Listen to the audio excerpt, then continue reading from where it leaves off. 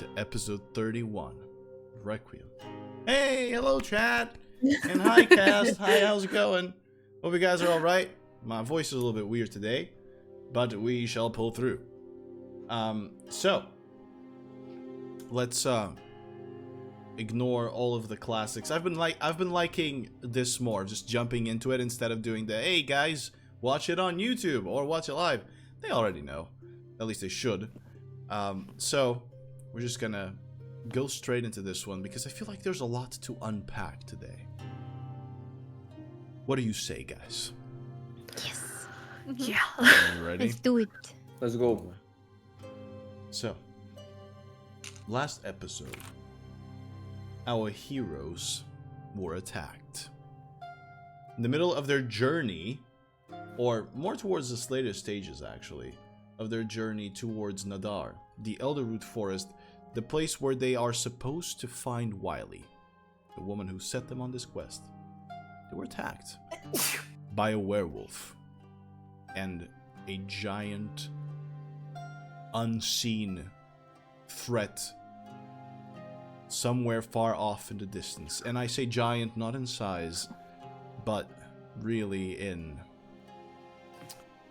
wow factor. Yes, I would say.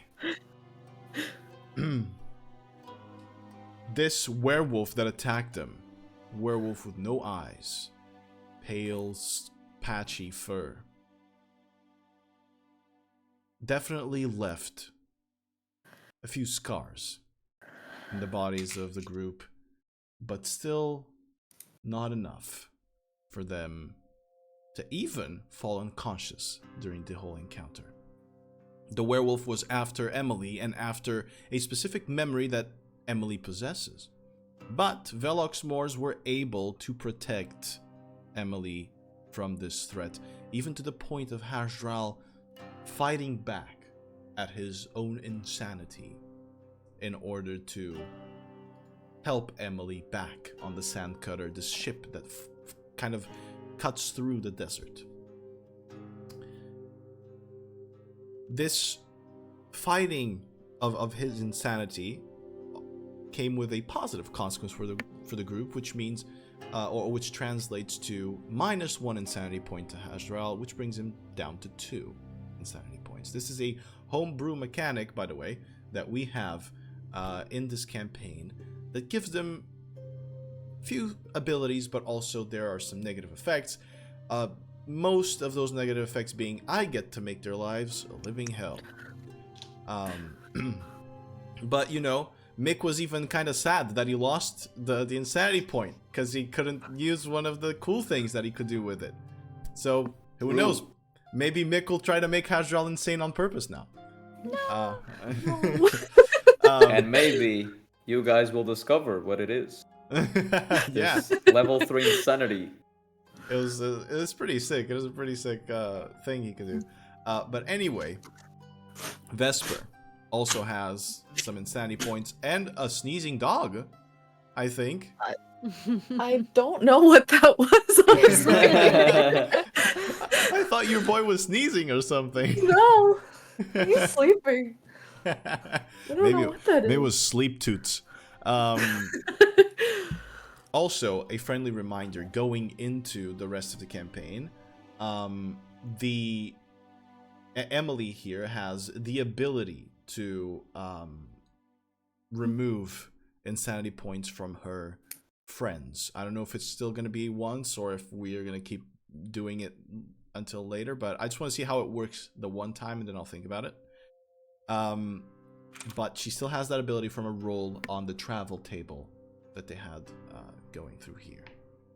So, out of game mechanics and back into the game, you find yourselves on top of the Sandcutter, bruised, bleeding, and with the lifeless body of Nestle, the Sandcutter pilot. Violet is currently at the helm. There is still, I would say, about an hour of travel before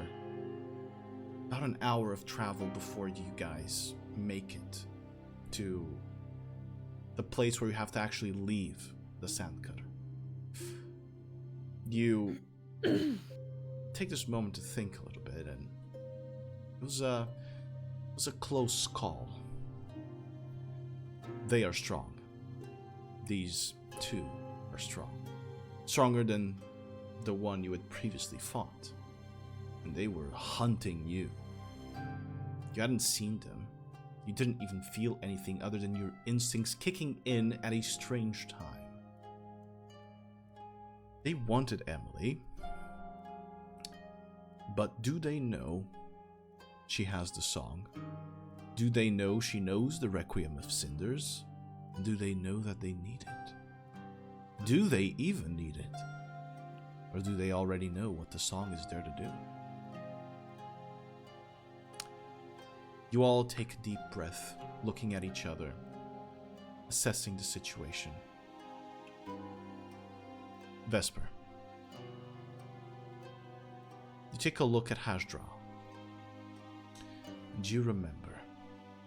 There's a moment of hesitation in that fight. Haj still helped Emily, yes, but he hesitated.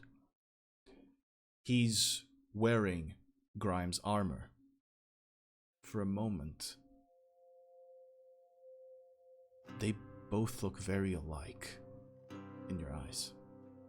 That memory comes back, that dreadful scar that was left by her, that scar that both makes you mistrust Haj for a moment, but also reminds you that if he hadn't helped, if he had given into that hesitation, Emily's fate could have been different.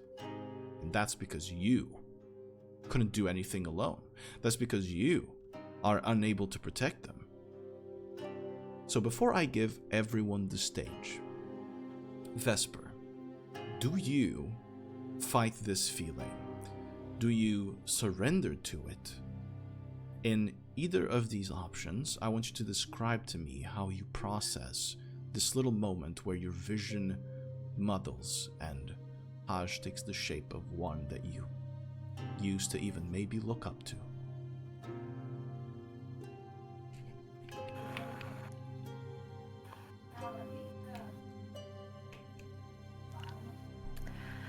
Think gut feeling here.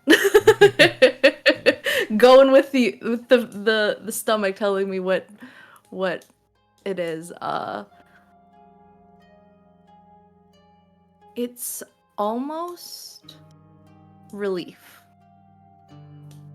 It's knowing that Haj was struggling and he was on that verge, that hesitating, but he still pulled through when we needed him. And seeing that is the inspiration for Vesper to fight back against that defeated feeling. Like, he was farther gone than she was, but he still did what he needed to do to protect Emily. And I think that's where she will focus those thoughts, that this is not, this is not the end. You can still fight back. You do not have to give up. Fair enough. And so, I will ask of you a wisdom saving throw for me at advantage, please. At advantage. Because of what you just told me. Because I liked it a lot. 14 plus 3. Oh. Oh, plus 3, so. Okay, that's good. 14, 17, yeah. I didn't remember what my wisdom modifier was. It's fine. So, Vesper, a 17 is good, which means there is not going to be any physical effect, any mechanical effect for Vesper to suffer for now. But this is the first time that you've dealt with that recurring nightmare, with that scar that we talked about at the beginning of 2 sessions ago. And you sense... you sense for the first time, this is an insight that I'm going to give Vesper. Whether Vesper wants to obviously share this with everybody else, it's up to you. But you feel for the first time, or well, not for the exactly first time, but in this circumstance, it is much more clear to you, especially as a monk and being used to introspection a little bit and being trained in that. You notice that you spoke of a gut feeling. That gut feeling seems to save you. It seems to be a place of rest almost, because it is your gut feeling as well to trust Hasdral and to trust that he would help. And you feel that the danger, what might consume you more, is the rationalization of things. It is in the moment where you stop going with that gut feeling, or you don't ever even consider it, and you only rationalize it, that the insanity looks deeper. And you feel that vision, although you've resisted it this time, you feel that vision is eroding your gut feelings. You've been having less and less of those, and you will have less and less of those the longer you stay in this state. Alright? So, we'll move away from Vesper. You guys are all on the ship. Agnar is with you, kind of checking on each and every one of you. Please take it away. Emily is looking pretty hurt, and so she's just like on the floor, pretty exhausted. Poor girl. Violet is trying to maintain concentration while trying to guide the thing, and she'll say, "Is everyone in one piece?" One piss. One I'm gonna piss. shit. Okay, I can't do both. Or I drive or I talk. Okay. Pick one. One piss. Damn, Just that's inaudible gibberish while she's driving. that's the anime I want to watch. One piss. Agnar will answer, "I'm all right. I didn't get very hurt. How is everyone else?" Hasdral will walk on over to Emily. He'll so is she on the floor? Did I get that right? Yeah. Yeah, she's on the floor. Okay. Haj will kneel down. He'll do a quick little prayer in his head. And his hand will start flowing with this familiar magic, as you may, that Emily knows very well, as he casts level 4 Cure Wounds on her. Shit. Which will be 28 healing. Damn, thank you. And with this same touch that he does on Emily's back, he'll help her up in a way, try to lift her up. She stumbles a little bit, but she manages to stay up. Agnar moves up to you, Emily, and he's going to help Hasdral help you as he goes. You are too important to die now. You realize that, right?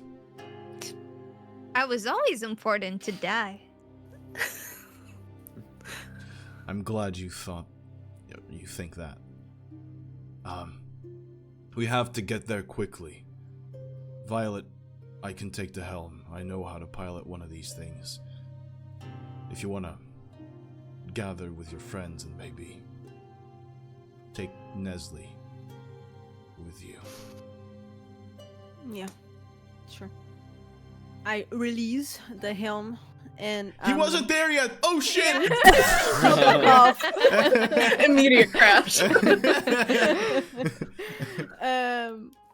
I'm going to pick up Nestle. I assume she's still all the form. Nestle I don't- is very dead with an arrow stuck through her head. Do Okay. we have any blankets or anything on here? Like a I would say you would have Yeah, something like that. I'm going to Should put I, her like, lie cover down her? and try to remove the harrow without destroying her head. I need you to roll a dexterity Maybe just check for snap me. it. Or just Oh, like no. snap off part of it. Yeah, maybe. Yeah, Yeah. that'd be better. Dexterity check, just straight Dexterity check. dex. Oh my god. We're doing this the Violet way, She's guys. got good dex. She's got good dex. I do. Oh boy. Oh no. 12. Violet, you pull out the arrow as carefully as you can. And as you pull out, you realize first that the tip of the arrow it's not barbed, it's not like the classic arrow point. It is almost just like a small needle. But as you are pulling the arrow, connected to that needle, you see these almost little tendrils, like milky tentacles, that pull with it through the whole part of Nestle's brain. As you take it out, you see kind of these chunks of brain matter being ripped apart from inside and pulled outside of the hole as it bleeds black. Ah, shit. Haj will grab a little piece of like spare cloth that he has hanging around, and he'll tie it around Nestle's head to stop this leakage. And he'll also, is this like around, what part of the head? Is it like over here? Yes, the side of the head, yeah, the temple. Yeah, okay, It's a so clean as he's tying this to stop the blood from the ooze from coming out, he'll also put his hand on Nestle's forehead and slowly drag down the hand as to close her eyes, and he'll use the cloths to also cover her eyes. Very well. And as he does this, as he's still kneeling down to do this, he'll place his hand on her cold dead shoulder, and he'll start praying in silence with his eyes closed. Vesper will put her hand just on Hajral's shoulder while he's praying, and just kind of like bow her head a little bit as well, and like, because Nestle was like their friend. So she wants to pay her respects as well. And with that, Emily will play a small tune to at least like try to help her soul go to a better place. Indeed. If you'll allow me a moment here. Vesper and Hasdral. Another one you couldn't save. Another one that died, maybe to your lack of attention, maybe to your pride, maybe to your weakness. It's terrifying to think how many people have been left dead because of you. I mean, look at all those 15, maybe innocent people that were murdered in the middle of the street to an ice storm. Look at Grime, just shut down, ceasing to exist, like she was even barely here on this earth. Now another, this one definitely innocent. And Violet,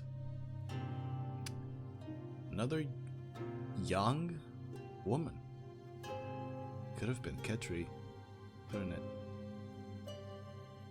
Could have been Ketri. You Nah. you barely even had the chance to look at Nestle's face when the arrows were coming down. She was dead. You didn't even hesitate to leave her behind to go save Emily. None of you hesitated. None of you even cared to attempt to revive Nestle. And Emily, it was your life for hers. Did she deserve to live more than you, Emily? Is this song really that important? that it was worth leaving her behind?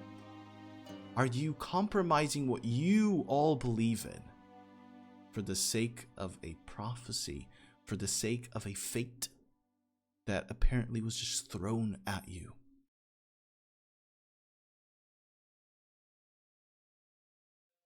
Yeah, Now we cry. pretty much. Yeah. You glide on peacefully, in whatever peace you can find in this time. The moon is still big in the sky, but there's no sign of a werewolf chasing after you, which is a little bit scary because you don't know where it went. You saw him drift away, just switch directions in the middle of the desert, not even giving chase, not even trying to. So really, where is he? And where is this mystery threat? But time passes on. And the time will come for you guys to jump out of the sandcutter. Now, you can either ask Agnar to attempt to land the sandcutter, which is pretty unsafe in the circumstances as the sand kind of starts to dwindle down and is pretty shallow, let's say, the sea of sand. It is a scary situation. Or you guys can jump down and let Fireball the fifth The fifth. crash down with Nestle inside of it. I think She goes I down think with you- the ship. She Yeah. wants to be with Fireball. She I think deserves so it. too. Yeah. Alright, you guys all jumping? Can I help Emily? You can. That's better. Any last words you want to leave Fireball the Fifth with? Was a good ship. The fifth and the last. Fifth and the last. Rock on! And then I jump. Alright, I need you all to make dexterity saving throws for me. Emily, I'm gonna do this. You're gonna do it at advantage, and Vesper's gonna do it at disadvantage because she's helping you. Saving throw. Yeah. That's right. I have like really high dexterity saving throw if you wanna. I have slow fall. Does that count? That will count, yeah, fuck you. 14. Wow, I got a 14 and a 13. Amazing. Pretty good. I got a 7. 7 from Haj. And I'm you, breaking my knee. Violet, 21. 21. You all jump down. Vesper, it's quite easy for her to do this, even helping Emily not get hurt. You gracefully both descend or jump down into the sand and manage to kind of offset most of the pain that would come from this. Haj has a little bit of a stiff landing. Everyone else like lands, rolls, you know, and kind of spreads the force, and Hasdral just kind of Clang, clang, clang, clang, clang. It's like a squat, like a sumo squat. Landing. Yeah, it's It's like it's like those cartoons where the guy falls on a boing. yeah. And he stands still. You're just there. It hurts your knees a little bit, but I'm not gonna make you take damage from this. It's just more the pride damage from seeing everyone do this so easily. Comedic relief. And I mean heels. Damn. Damn. Now she's trash talking. She's hot. What a woman. And Agnar, as he jumps, you just see him slowly glide down into the sand as kind of Of course this. he does. His cloak kind of billows with ash from underneath as he slowly lands. Damn, is he single? Right? No, Like, he's oh my not. God. Hey. And I'm not. I'm God also not damn. single. What's the name of your wife? What's In- the right name? in front. Tell me the name. We're gonna kill her, and I'm gonna take you for myself. Jesus Christ! You at the start of this campaign, you had a wife. You divorced her. Now you have a girlfriend. I don't know, maybe, and now you already want someone else. What is wrong with Violet? No, she wants all of them at the same time. She wants a harem. Yeah. He's just cool. But as you land down on the sand, Agnar rushes you. He begins kind of encouraging you to actually run. And you are exhausted, but you run along with him. You begin stepping as you know, a few minutes pass, running on sand, running down a dune. You begin stepping on dirt and rock and then grass. And the vegetation is getting ever more intense the closer you are to the forest. A gradual transition, but still a strange one. One that feels magical, in a way. Soon, the sand and dirt beneath all these weeds and the short, stocky trees give way to steadier ground, to actual stone and root, and to tall trees that cover the moonlight and begin enveloping you in darkness. This immense forest lies ahead of you. Agnar runs, still running. He shouts, "Can you all see in the dark?" No. Well, it can. I can. I have 60 feet dark vision. You see his eyes glow with Emily an can. ashen She has the white. goggles. Oh, right. Yeah. You have the goggles. Well, how's... And I'll Vesper can't either. Oh, yeah. We're both blind. Fucking... make sure to follow closely. All right. You kind of use the moonlight to help you. And he says, "We must move deeper in and let ourselves be found. This forest will aid us. It has aided my family before." Oh. And you Trust run. him implicitly. You run through. You're following after him. Haj and Vesper. Uh-oh. There's a moment where Agnar kind of stops to look around to see where he is. And in the middle of this forest, and I do mean forest, not jungle, you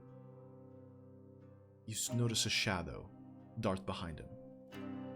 You're the two with the highest passive perception.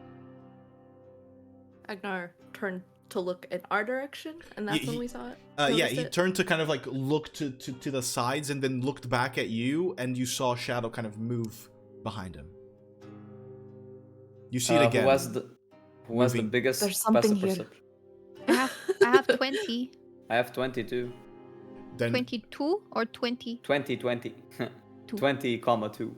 still, only Haj and Vesper noticed this.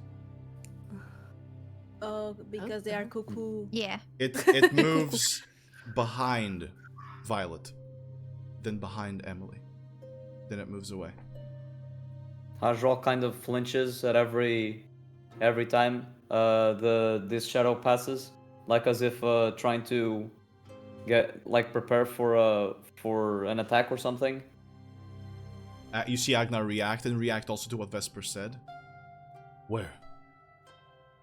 It's moving. It's Saw around it. us. Circling us. I don't think they're here yet. You wanna take a look around?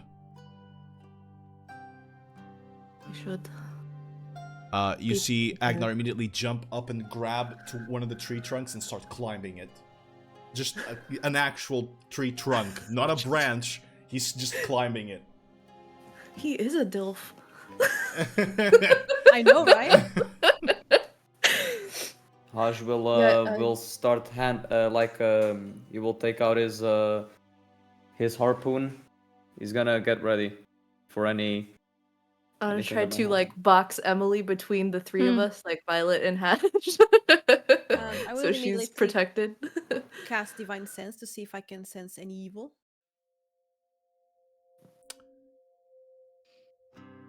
It is a curious thing that you should do that.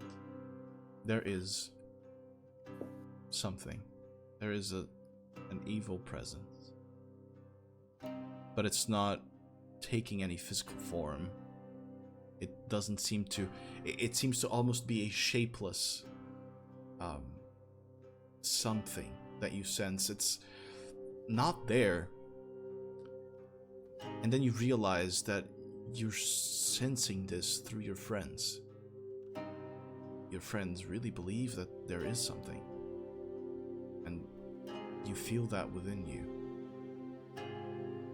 But there's something else as well, Violet. As soon as you step foot into this forest, and especially now that you're a little bit deeper in, there is a feeling of freshness and strength and belonging and just kind of this endless source of inspiration and this fire within you that seems to be stoked as you are underneath these trees. And it's helping you sense this through your friends. Violet, for as long as you are within the Elderroot forest, the place of ascension of Meodref, Goddess of Freedom, you have enhanced abilities. You will find out what they do when it becomes relevant. But Divine Nice. Sense, while within the Elderroot forest, allows you to expand your senses through your allies as well. So your Divine Sense extends range with them as well. So if they are moving away from you, you can use Divine Sense from them. Oh, In this connection that you Like have satellites. with the forest. Yeah, exactly. Okay, with this information, I'll say only you two are seeing things. Don't you find that odd? It was just a shadow. Haj saw it. You don't see anything? I don't. Maybe it's in your heads. Yes. Like it was for me before. Exactly. You guys can choose to believe in it, or choose to just ignore it, and we continue our path. But what if we can see things that you can't? If it's just seeing, I don't think that's any wrong with it. If those things just start to touch you, that's when you call us.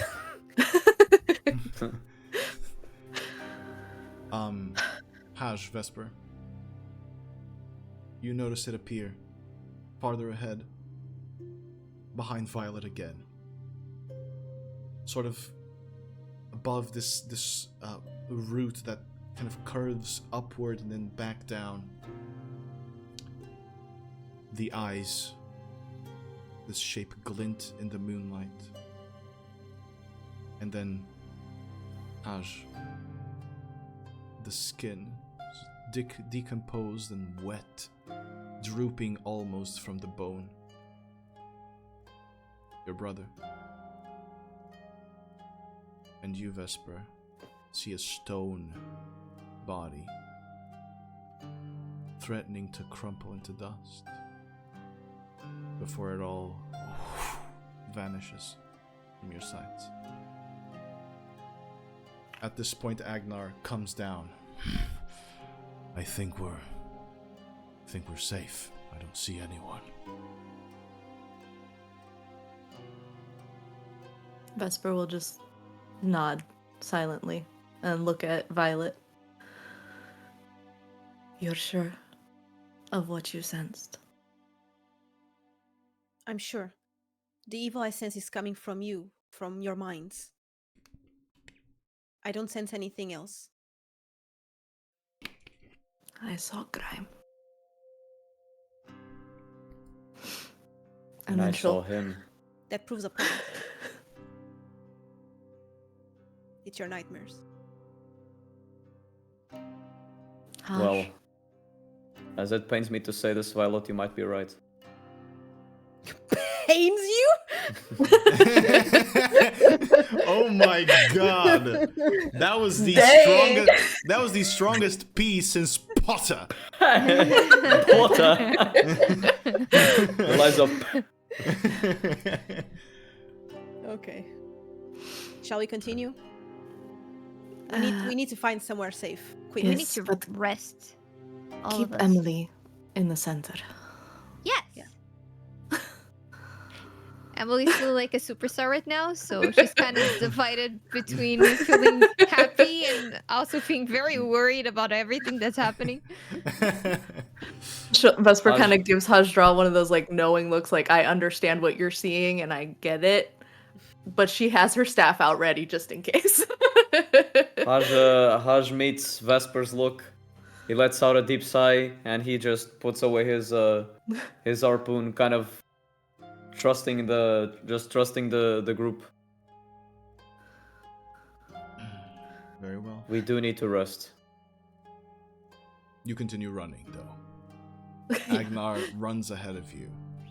You run, Velox Mors. You run for half an hour, jumping over roots, struggling to keep up with a very agile Agnar.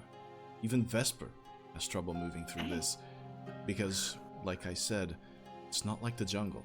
No, it's not dense in vines and ferns. These are tall trees with massive roots and thick trunks. The roots themselves extend and web through the ground. Some peak up and then bend back down again. Kind of an unnatural sight for you, but it is the strongest that nature has ever been since you have laid eyes on this continent. You hit leaves, you step on twigs and broken branches, you twist your ankles on stone, and then Agnar stops. And you all stop with him. All you hear is the sound of your breaths. They're here. Who? I need you to roll a perception check for me, guys. Everyone? Everyone. Surely this time. Haj and Vesper, disadvantage because Oh, it's pretty crazy. dark out here. You said okay, perception, 17. Mhm. Perception. 27. Right? 10. 9? 10. What's my perception? Where's my perception? Oh, 17. Not bad. It's funny Plus that you eight need up. Oh, same Z's. You need the perception to see your perception there, Ray. Yeah. I'm like, where the hell is it? I'm looking at the list. You all spin around, searching for whoever Agnar is talking about. Spin around again. And then Emily, Haj, Vesper, and especially Violet with her dark vision, who has the most precise look in this, aside from Emily with the goggles, obviously. About 40 feet above you, standing on a thick branch that extends outward, you see these two large yellow eyes in the shape of a giant owl staring at you. Soon, you hear snarling, and a direwolf, well, no, bigger than a direwolf actually, walks to the top of a root that kind of curves above you, tall. You hear the sound of leaves rustling and wood bending, followed by a thud on the ground behind you, as a giant ape stands tall and vigilant. Around their eyes, there are patterns of green in the shape of trees and leaves of this forest. Their fur and feathers are of different shades. The wolf is red, the ape has golden blonde hair, the owl is just pitch black. Super Saiyan. Soon, you notice elves wearing leather armor that had hidden them in the trees with its brownish and green tones. They come down, jumping or gently gliding, aiming their bows at you. Agnar raises his hands immediately. I am Agnar Dragonsbane, and these are Velox Mors.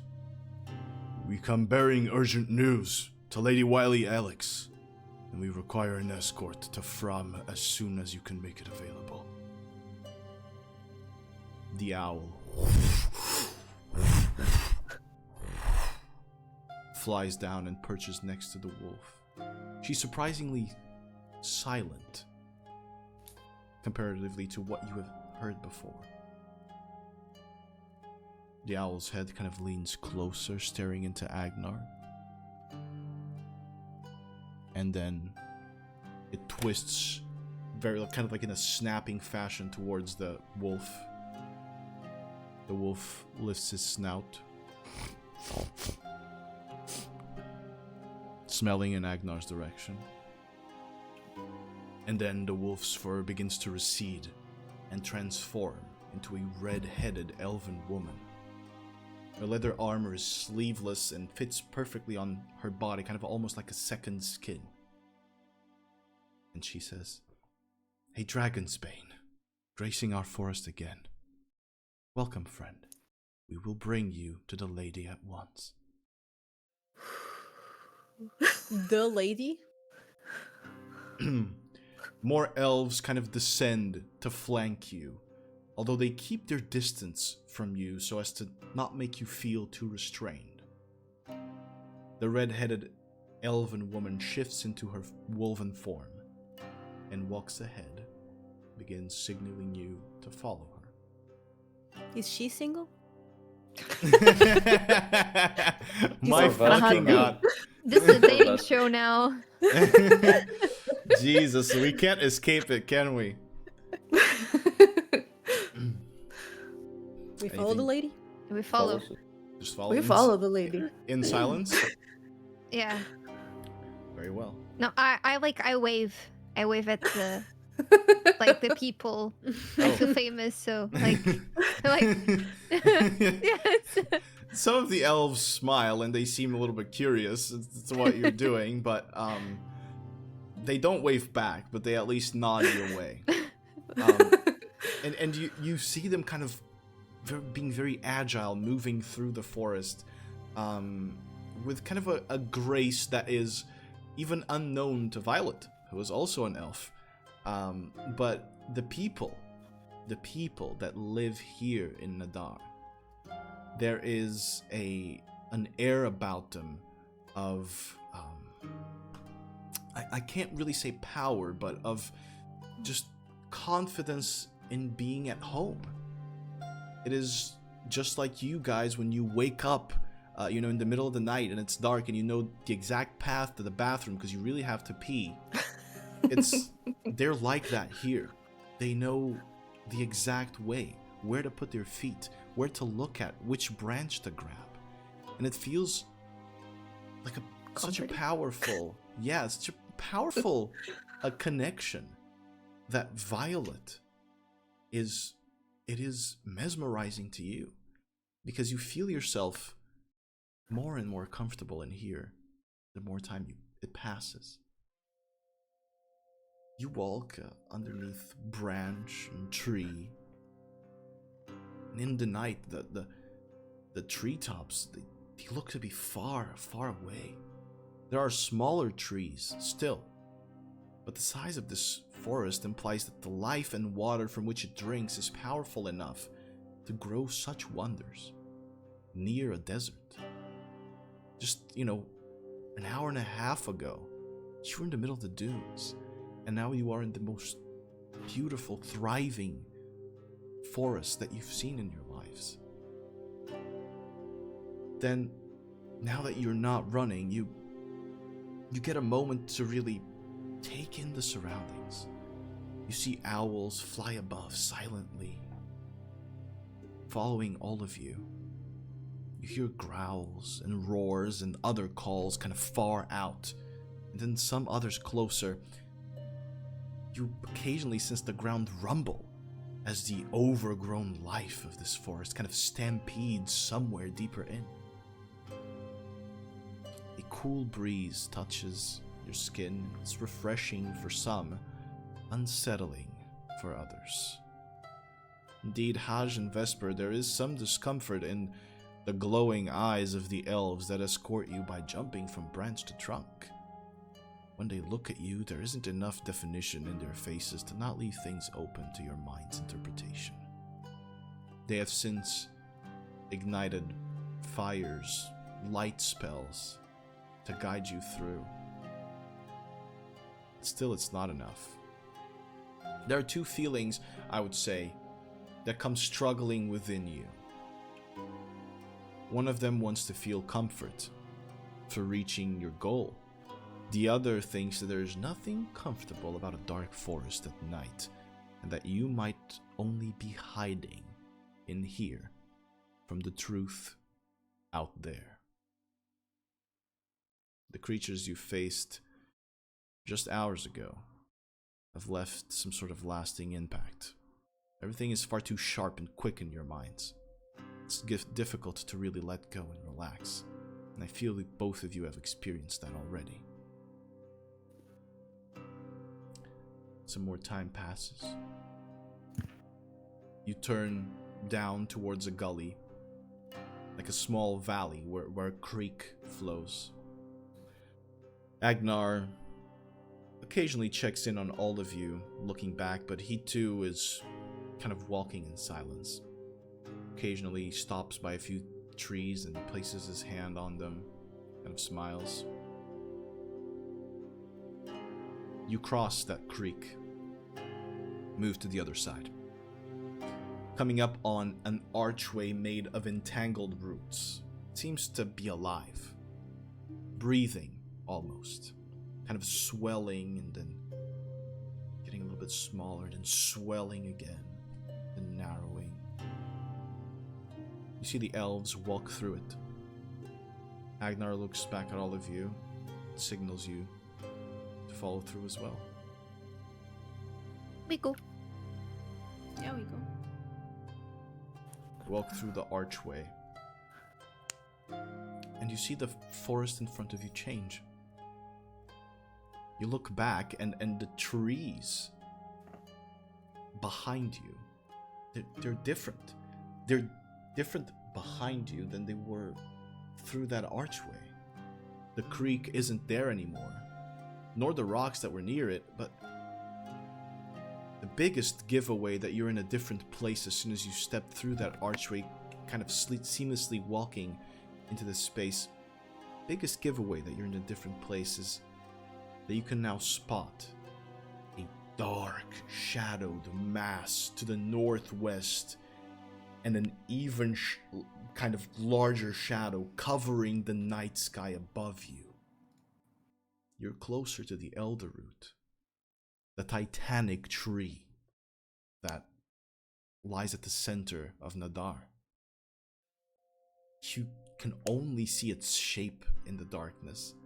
The moonlight barely escapes through its leaves, and yet, in those very few instances where it does, where it shines on some of the lower leaves of the canopy, you see them glow with this kind of blue, kind of light bluish glow. And then some of them gently fall down, and then you look around you and you see more of them kind of gently falling down all across the forest, so far deep into it that they look like stars in the night sky. Do we know about the Elderroot? Do we have stories, or do we know stories about it? Or What it songs? does? Or songs? Or songs. All right, I'll let both of you roll history checks for me. Suck at history. 29 natural 20. Jeez. 18. Kind of Emily knows everything. 18. Damn, you are both some bitches. So stories about the Elderroot. There are a few myths and legends, right? that run around. But the Elderroot is supposed to be the oldest tree in the entire planet, not just this continent. The reason why it grows so much, well, it is said that it drinks from a fountain of water that is very, very powerful. It is the purest water, at least is what is said in the entire world, and that is why it is the size that it is. However, aside from you knowing that it's at the center of Nad'ar, that there have been legendary weapons crafted from its branches, there isn't much else. In fact, it is kept very tightly by the people of Nad'ar, and rarely do these stories escape because the people that end up going through this place respect that about the Nad'arian culture, and they don't reveal much. So, I'm sorry, but despite the natural 20, there really isn't much more information for you to get. Does Emily know if anyone tried to drink the water? The water is strictly forbidden to drink. She wants the forbidden Kool-Aid. Under the penalty of death, should you try. Not drink, should you try to. What about play Just around? think about it. One does not swim in that water. It is considered sacred, and so that is somewhat of a bad thing to do, should you ever do it. But I mean, you're certainly Splash, welcome. splash. You're welcome to Emily try. goes, splash, splash. Oh god. Hey, we He's are the got little four. floaties on, like little water floaties. We are the four. We can do anything. Yeah. Oh, I love the confidence. Can't wait to tear it down. Anyway, Agnar kind of turns to you and he says, "The people of Nad'ar, they truly know this forest and its many paths. My son also did when he was welcomed here, when he lived here." And you see him kind of look a little bit nostalgic when he's reminded of his son.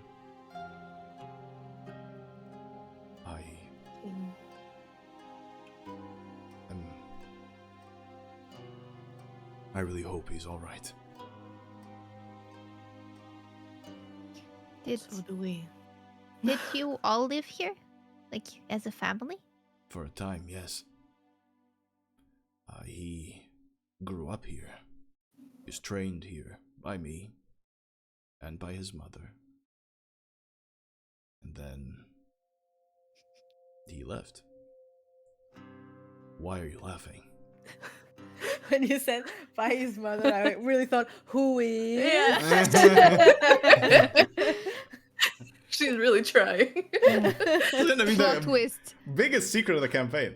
It's the tree. The mother's the tree. Oh my god. You fucked the tree. Fuck the tree. Agnar's a tree fucker. Damn.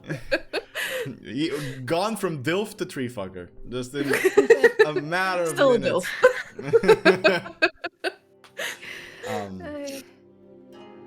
I'm gonna put a hand on his shoulder and say, I think if Aiden wasn't alright, we would already know. Yeah, I think so too. I know he is alive. It's just really, when you think of what he might be going through, I do not enjoy thinking of my son suffering for a world that barely knows he exists. Hey, we fought him. We know what he is capable of and what he can handle, so Yeah, I trust him to be strong too, you know. It's just, he's my son. It's even if I yeah, it's even if I trust that he's strong, even if I know that he can handle anything, you still worry. I Sounds think bad. the same about my daughter. I was going to ask if any of you had children. I thought Emily perhaps was young for that, but you never know in this world. I'm not that young. You seem very young in spirit. That's what I meant. That is true. I would not be a good mother. Well, maybe you would. Just a different kind. I think. But your daughter, Violet. Violet's talking She's to the swatting- ghosts. Just swatting Go flies. away. Sorry, it's my brother. What did you ask? Your daughter, where is she? I have not a clue. I am trying to find her, and I'm trying to maybe help her.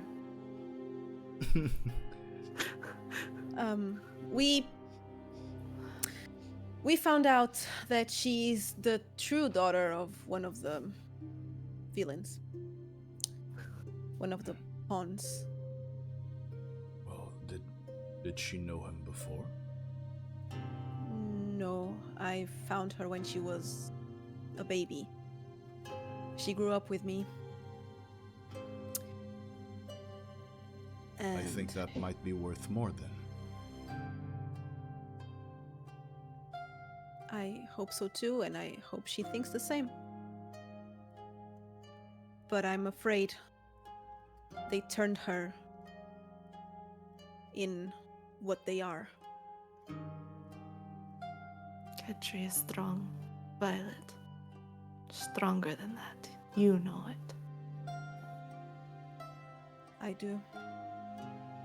But I sense that these people were strong too before they were turned.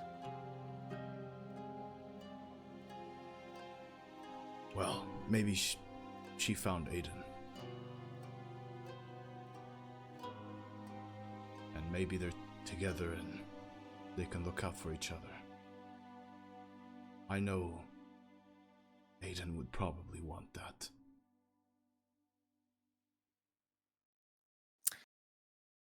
That is too much positivity to think right now. Aren't you a woman of faith? I am. I'm Then- trying to. And maybe you do well in trusting your daughter, or having faith in her, but also having faith in Meodref to protect her. I'm not saying not to worry. As I said, I understand. But maybe your faith can help. It helped already. A lot.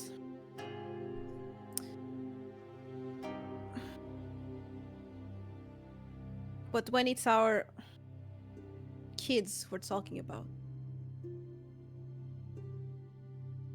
it's always hard. That doesn't mean we should stop doing it. You're right.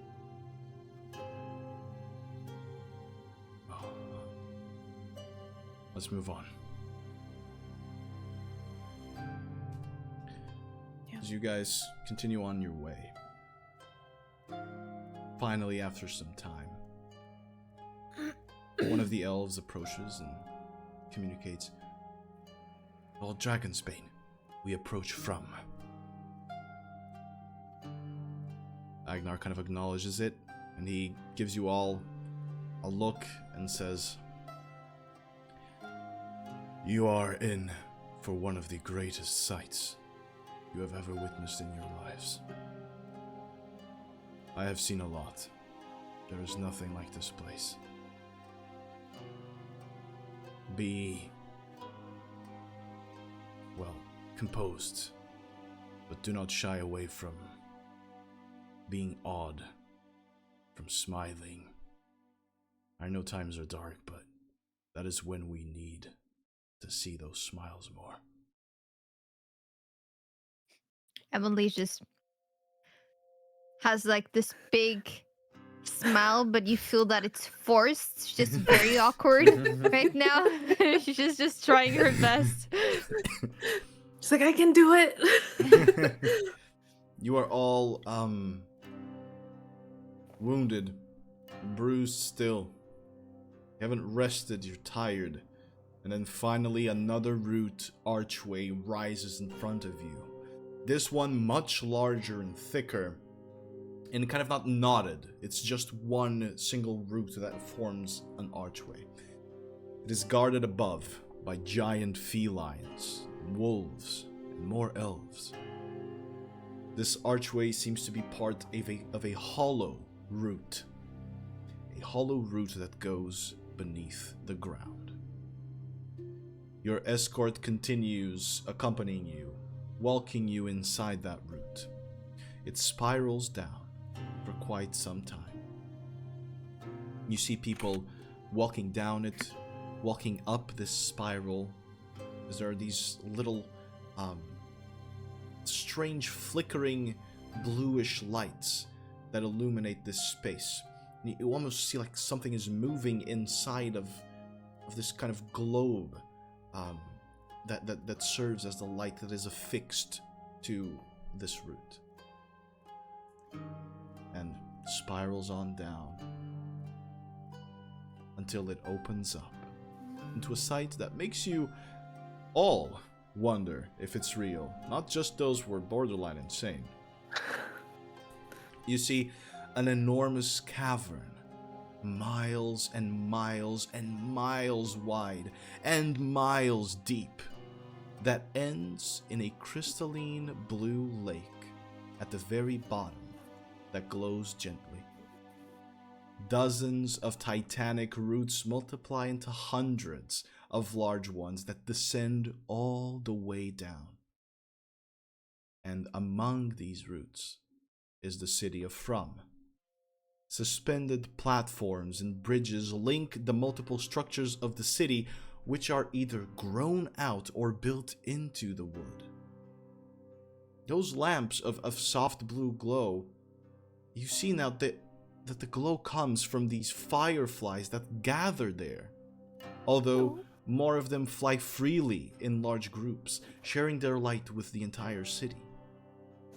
You notice as you move closer to one of these that the lamps are actually flowers and plants for the little bugs to kind of make their homes in, and then they stay there and give the glow and the light to the city. There are ivory balconies that grow from the roots as if they have been born from them. The interior light of kind of these hundreds of homes glows in the distance and down and away. This is truly a magical, mythical even, druidic accomplishment. The city is an extension, an expansion of nature's might. You travel through a long bridge and are brought into this sort of plaza inside an enormous hollowed out root. The buildings climb all the way from the center where you are now in this plaza, filling up the inside of the root and connected by staircases, hanging bridges, and just this flowing design to it where everything just seems to not be out of place, where everything just seems to feel like it belongs. Then one of the elves that is with you, the one with the red hair, looks back at you and says, "Wait here, please. We shall see where the Lady Eliks is at this moment." And they leave, leaving you guys in the center plaza, the capital city of Nad'ar. Yeah, just looking around. Yeah. Wow. Gramps would have loved this place. He probably would have fallen drunk off of one of the balconies, but he would have loved this place. If he fell, that would have been certain death, most likely. You don't know, Crabs. Fair enough. It seems we have a moment. Is there anything you want to do? Anything you wish to see? A bed. Yeah. When they say a moment, it's like a few minutes, right? While they are going. It can be longer than that. You notice now that it is late in the night, right? The city is bustling because these elves apparently don't need to sleep. The life. I don't need to sleep. It's That's not new. funny to hear Mizzy say that. She's the Well, then sleepiest it's settled. person We're I all know. gonna long rest, and she keeps. We're all gonna party. Yeah. I'm gonna ask Agnar. Do you know this city well? I do. I spent quite a bit of time here. I say, I don't know exactly how long we have, but maybe I would estimate about half an hour to find someone in this big a city. It takes a little bit of time. I think I should do this as soon as possible. I want a sort of a blacksmith, craftsman, or woman. Oh god. Is she single? No, that's not what I meant. Yeah, she Here has to we be a go. single hot craftsman. So With a big ass hammer and sweaty body. Okay. Let me go here into my notes and search for single hot blacksmiths. In your area?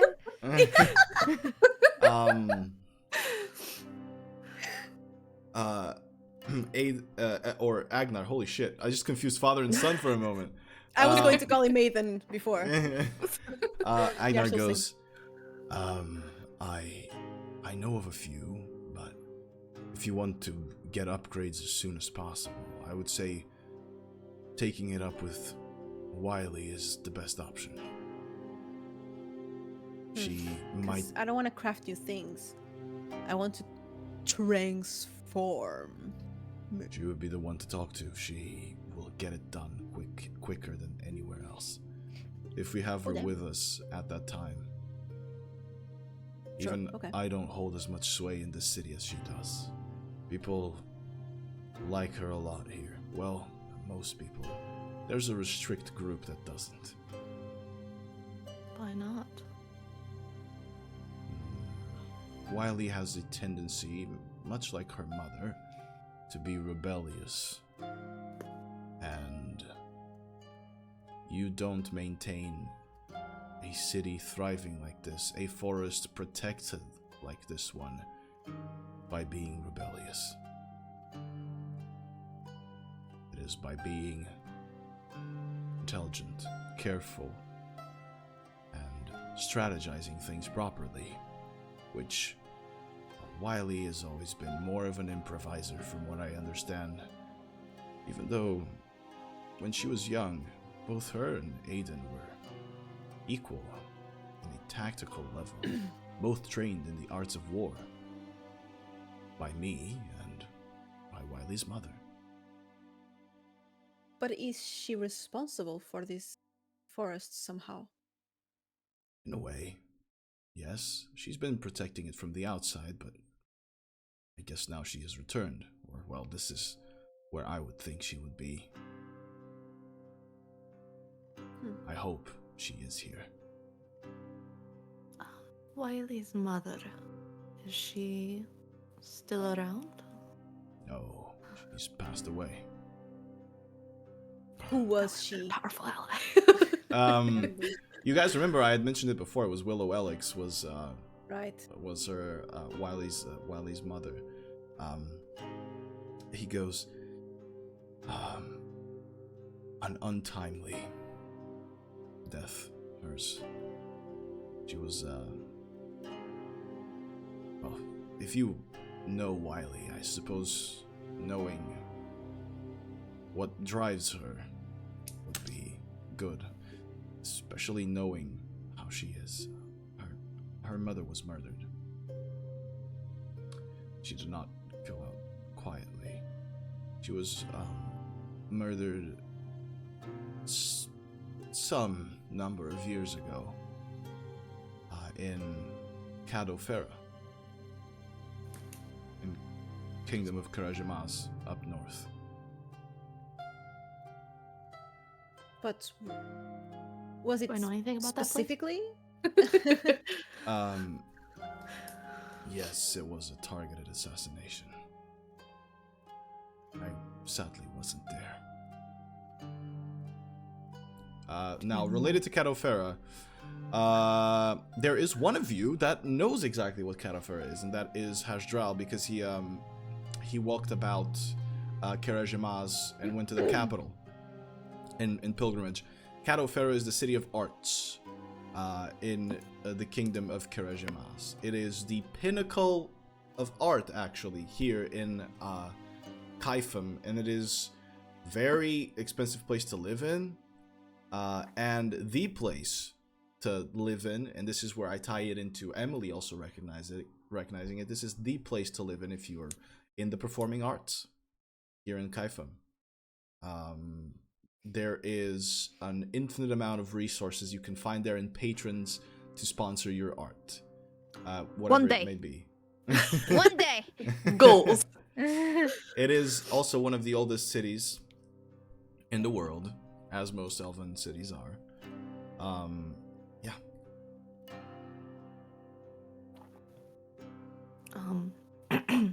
Do you know who did it? Or was it still a mystery? Well, I had evidence that connected her murder to two people. I knew them quite well. But the reason why I knew them quite well was terrible, to be fair. I do not have evidence, or I do not have full-on proof, let's say, but all of my investigation is pointed to the heads of the Azure State, the Alberos twins. It's the immediate, tense clenching in Vesper's face. You are familiar with them. That's what you are familiar Unfortunately. with them. Do you know them? It was my arrow that killed their father in front of them. It was you! We saw that. We did see that. They showed us that. Saw Yeah, that. in our In, dreams. Where were we? Soguk? No, not Soguk. It was after Soguk. It was in the Port Namelli. Oaza. Port Namelli, yes. Many cities, many places. Yeah. Sorry. They showed us in our dreams. You were in my temple. Your temple? You are from... Yeah. You studied there, in the Nagapang Mountains. Yeah, Aja, I forgot what Ajagari. Aja. Yeah. Sorry. It's Ask fine. back up. Words are hard. Ask temple. Ask my Yeah, son. one of those. One of those. Even I don't remember, to be honest. I'll have to go read it. He goes, yes, we were there, both me and Wylie's mother. We were escorting the Alberos twins' father, and we were exploring the temple. We were looking for an artifact. We were told that it was only to watch, that it was only for them to see it, to show it to their children. A horn that can control a dragon. What? And at the very last moment, we saw him reach for it. And we felt some other presence in the temple. And so I shot him. And it ended there. What was the reaction of the children? Did you leave them there? I did not. Obviously, Willow could not leave the children there, so she ran to them. They screamed. They cried. And she grabbed them. As she was, well, transporting them magically away from that place, they saw something they shouldn't have seen, most likely. I didn't understand it at the time. But their father did not die from that one arrow. He took it out, and with it he took his eyes. And they saw it. We were just a moment too late.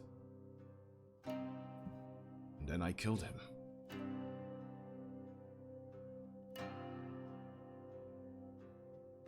Do you know more about the artifact? The horn? Well, probably your friend would know more about it, but it is a horn said to, well, help you control a dragon's mind. If you were to ever see a dragon and you blow on this horn, then there's a chance they will do your bidding, answer your every question, fight for you even. It was a tool used by the dragon monks, given to them by dragons themselves, a long time ago, in their age. Would that work with more than one dragon at the same time? It would. Makes sense. Dragons are gone. I don't know what use it was. Or it would be. At that time, there was only one living dragon. And that has since died. The guild killed it a long time ago too. Maybe a few years. But to this day, I don't understand what they wanted with it. And I have kept this amongst me, Aiden, and Wylie. She wants revenge, as you would probably understand from the twins. The twins were trying to pull ourselves to their side while showing that. How so? They were... When they showed that, they asked questions like, do you trust Wylie? You also remember that they, now that you know this thing and you recall that memory, you see that Agnar's face adjusts better to the face in the vision than Aiden's, but at the moment when you were told that it was Aiden, yeah, you were told that it was Aiden and Wylie, it looked like them because they look alike. Yeah. But now that you see Agnar's face, that adjusts to Agnar's face a lot better than it did Aiden's. Right. They made us believe it was Aiden and Wylie. That we were not meant to trust them because of what they did to your father, their father. Well then, Yeah. they have failed. You're here. Yes, but why? What do you mean, why? Why were they trying to do that?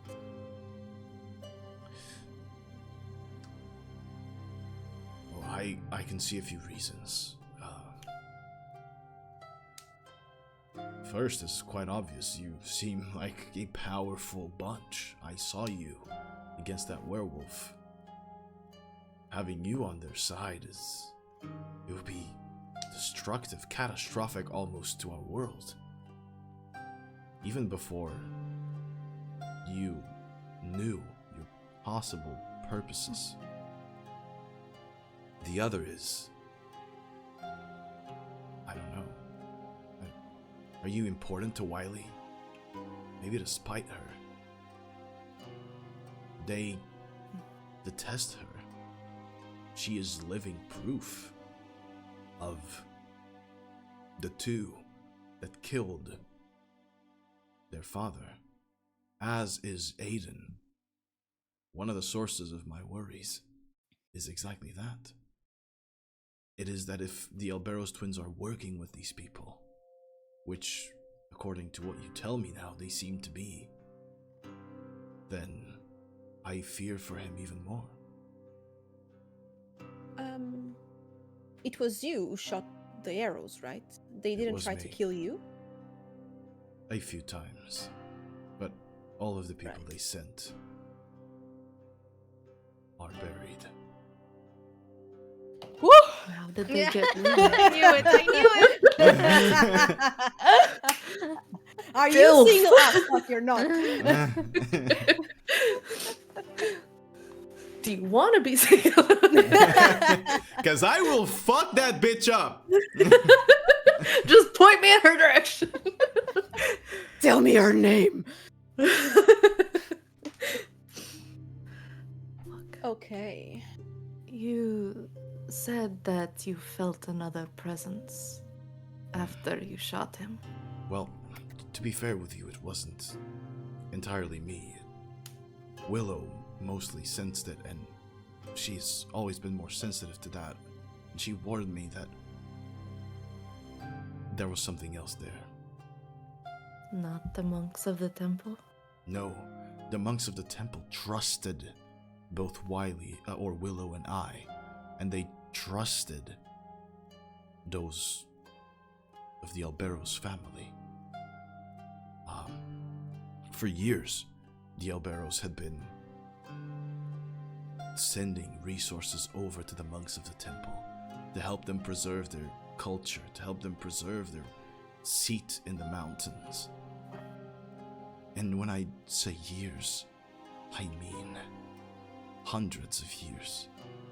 Since the twins' great-grandfather, maybe. And that was all for that moment. For them to let down their guard.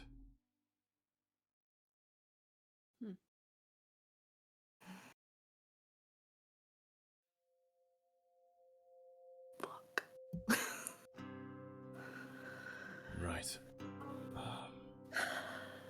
It seems that things are much more deeply connected than even I expected at first.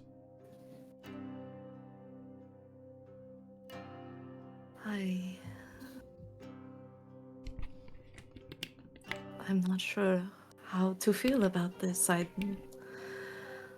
left the temple years ago. I had no clue about any of it. I don't think it would be your duty in any capacity as one of the monks to even know that. As for the vision, if you're talking about how they deceived you, you must understand that you are dealing with power from the Age of Dragons. It is thousands upon thousands of years old, and it has had that time to brood, to think, and it relentlessly thinks. You shouldn't blame yourself for being deceived by it, for not paying attention to it, because we don't. We don't pay attention to it until it hits us, much like it happened in the desert.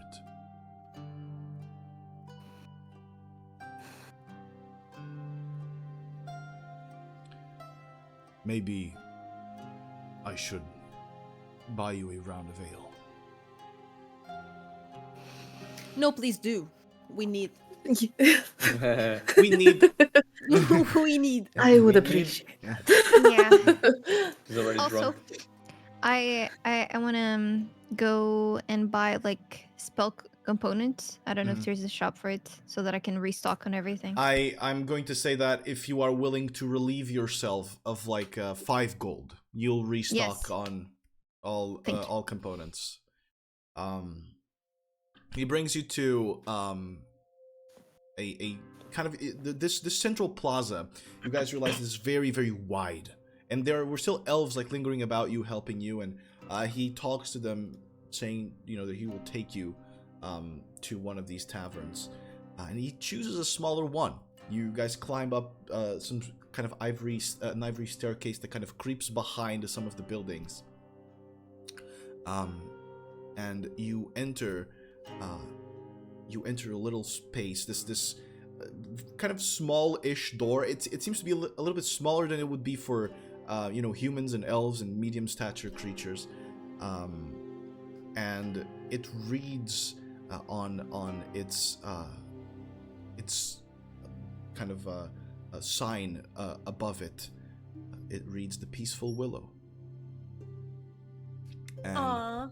it guides you inside, and the space is it is almost built for the intermediate between a halfling and a human, in a way. And you notice that the lady at the counter of this place does indeed seem to be half halfling. She's half halfling, a quarter halfling. I don't know, but she's half halfling. And she's just a little bit taller than halflings and a little bit shorter than a short human. And she has like very naturally curly and messy halfling hair, and a little bit of a big-ish foot for her size. And the space you see kind of it isn't grown out of the ground like you would expect in a place here in Nad'ar. You notice that some of these pieces are actually just built, just crafted. The furniture are very small tables that are, in some of those cafes out in Europe where they have like the really little small tables but with a bunch of chairs around them. It's kind of that sort of tone here, and the wood is a little bit darker than the ivories outside. And you notice she has pointier ears than usual, indicating that she's probably half elf, half halfling. And she welcomes you in. She hugs Agnar. And The wife. The wife. Surely. Agnar hugs her back, and she's like, her head is like between the chest and the tummy of Agnar, but he hugs her back and tells you that they are old friends, that this place was built in Willow's honor, and that the woman that you see there, she kind of has this very warm smile to her. Her name is Joan, and she was a companion of both of them. Their little adventure party. Yeah, kind of. And he sits there, he orders a little round of ale that as soon as it touches your lips, it just feels like the fruitiest juice that you could have ever tasted, and does not even leave you with a lingering sensation of alcohol. It is fresh and... Emily is just gonna start chugging. It's like juice. We might have to cut her off. And funnily enough, Emily, you chug it like it is juice, and the strongest that you sense it is just the little buzz. It's just the, I'm good, I'm warm, and you feel. She's always good. She's always warm. Okay, it's. But she's good. Okay. You're good, yeah. And all of you notice that it kind of caps out at a certain level, the more you drink it. You can't get smashed here. Apparently not. It is the peaceful Willow, not the rambunctious Willow. Where's that one? Across the street? I'm just gonna ask Agnar. Were you two part of the guild as well when it existed? By default, all Dragonsbane are. Oh. The guild was built on my family's back. We founded Pelandan, and we founded the guild. And we are, if you had not noticed, all worshippers of Meodrith as well. For it was her who helped us build that city. Right. The guild is old. In my time, there was a different guild master. In my time, the protector of the city was a different man too. I fear for it. I have heard terrible rumors of its destruction. Wylie told us about that, didn't she? Yeah. Or did she not? Okay. Not only her, but I don't know if you guys remember, you found a dude in a boat. He was going to meet the protector, which was his brother, and you guys told him, "Hey guy, he's probably dead." Because the city don't want to go there. The city is apparently destroyed or something. So you guys are aware that it is. You have confirmation fully that it is. Whilst Agnar seems to think that there are rumors of it. Yeah, those rumors are true. Another way these people find to stain the legacy of my family. We have endured worse. And we will continue to endure it until it's over. Do you think perhaps they use it as a base of operations? Pelandan is very difficult to attack. If That's they a already possibility. taken the city, it would be a good stronghold. Right. It Even- was Wylie that Yeah. told us of the city, and I honestly don't know where we were meant to go after Oaza. You'll find out soon enough, I hope. It's funny to think about how Pelandan, Free City, to the very tip, the northeast of Kaifem, is the first place to fall. And when he says northeast, Violet, you remember, Asdral, you remember, the lights, the lingering lightning in the sky came from the northeast. I suddenly say they are there. I saw it You saw it. when the sky turned in that.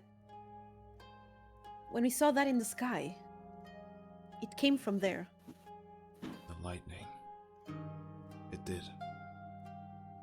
You're right. Then they are there. I guess we have a destination, boys and girls. I don't know what I'm more concerned about. Or what I would be more concerned about if they had destroyed it completely or if they were using it. I guess both are equally disturbing. Do you... I'm sorry, go ahead. You said it was. Yeah, I was going to say the land of the free. That sounds It is, America. in fact, America. It's America. America fell first. Nice. You said it was a free city of Pelandan, right? Yes. whenever we are in contact with these people, with these creatures, they tell us that they want to free the people as well. They want to give the people the freedom they deserve, or I don't fucking know. Right. And I don't know, it's free! Free? Their definition of free is maybe different from maybe we know. I would say it is surely different. But I don't know if there's a connection, to be honest. I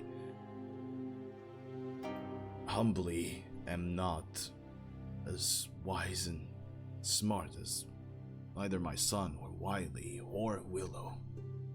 I really am just good at doing what I do. I feel you. We're always outdone bro. by our children.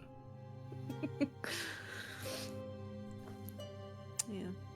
Do you all have a home? I used to. It seems I that the don't. the only one who answered surely was, or quickly I would say, was Emily. I have a home. I haven't gone there in a long time or talked to my parents. They must think I'm dead, maybe. But yeah, I'm busy adventuring. They can't blame me, you know. Just following my art, as one should. I'm sorry, Mom. I'm sorry. Emily, but we have a way to contact your parents. I know, but I thought of that. I thought of even asking my mom about what she read in terms of the book when I was a kid, or to even see if she knew the song. But I don't know how to start the conversation. I feel like I'm a disappointment. Maybe I think I just want to contact her when like the whole world knows me, and then I can go back and sing them songs. You know? Emily, don't be silly about that. I'm sure that your parents, and especially your mother, would be very proud of everything you've accomplished so far. And take it from this wise old guy that hasn't seen his family in a long, long time. They are missing you dearly, and they can't wait to hear back from you. That might be true, but I didn't stay with them. Just taking care of the family business, so Well, Emily, if I may, I've been away from my son for a long time. I haven't even heard his voice. The only way I could talk to him was through Wylie, and it seems that after a few years, I'm more familiar with her voice than I am with his. I'll say this. Even if you can't see them, even if you can't talk to them, just letting them know that you're thinking about them, or that you're alright. Somewhat. You're a little bit scarred and bleeding, but just letting them know that is probably enough. all right. I'll do it one of these days. Yes. What about You you? can count on Hush? me, Emily. You spoke you had a home a long time ago. Is that what you fight for?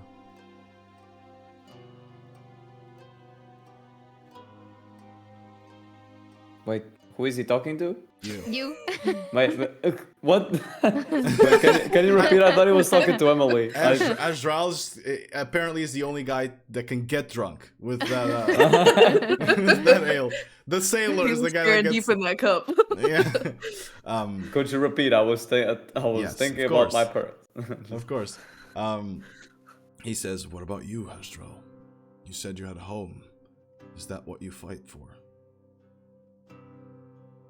That's what I used to fight for. But I quickly realized that my journey set to another path. And as far as I know, and as far as I've been told, the farther away from home I am, the more peaceful they are. Because sometimes this burden that I carry, it seems to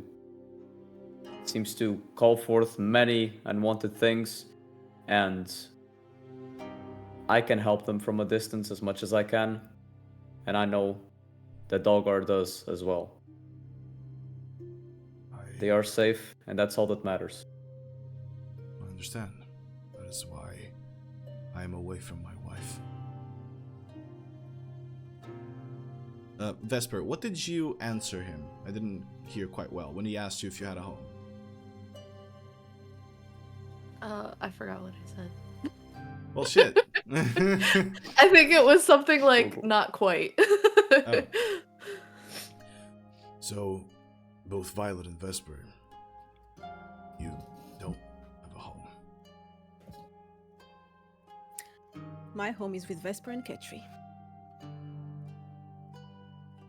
It is a similar sentiment. There is no place that I would call my home. Indeed. Merely the people that I care about. She looks at Violet. Violet thinks of Agnar and then his wife and then the blacksmith and The blacksmith. The hot redheaded elf lady. yes. Just a lot of characters today. They're my home. I feel that should be the way. The reason why I ask you that is I just need to know that there's something tethering you to this world. Because there will be moments in this journey, if truly you are the Four, where you will question if it's worth saving. Well, Emily chugs a little bit more of drink, but slowly. you said that this world barely knows Aiden, and he's going through what he's going through. And he's still going through. Yeah. Well, we're not different. I don't think you are. Not at all. And he kind of just looks proudly at all of you. And all your wounds, and the dents in your armor, and the little flicker of insanity in Hasdral and Vesper's eyes.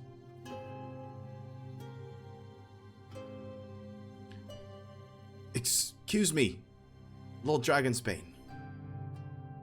You must accompany us. The lady is about to enter council with the Asterai, which she apparently convoked with urgency. I'm going to ask you to accompany me once again. The woman returns. The other woman. Agnar stands up immediately, and he goes, I feel like this has been a setup, in a way. Prepare for the worst. What does that mean? You shall see. Remember the people I told you didn't like Wylie? Oh, You're about to meet the four of them. Oh dear. should we prepare to kill? No. And with all due respect, I doubt you would be able to kill the four of them. Not even with me. Well, Violet actually LOLs. XD, bro. You guys leave the peaceful Willow. You walk with this elven lady to a suspended ivory structure. It's kind of similar to a gazebo. It seems to be suspended by this entanglement of roots that holds it at the top. The lady opens up a small fenced gate on it and steps inside, asking you to walk in with her as well. You notice that the curved designs were kind of intertwined by roots, and on the gazebo itself, which is kind of ivory, made of ivory wood. And as she touches the side of the structure, it begins descending. as you realize you are now in an elevator of sorts. Moving down and swinging in this immense cave near one of the largest roots. It takes you quite a while to get almost all the way to the bottom, but you don't go all the way to the bottom.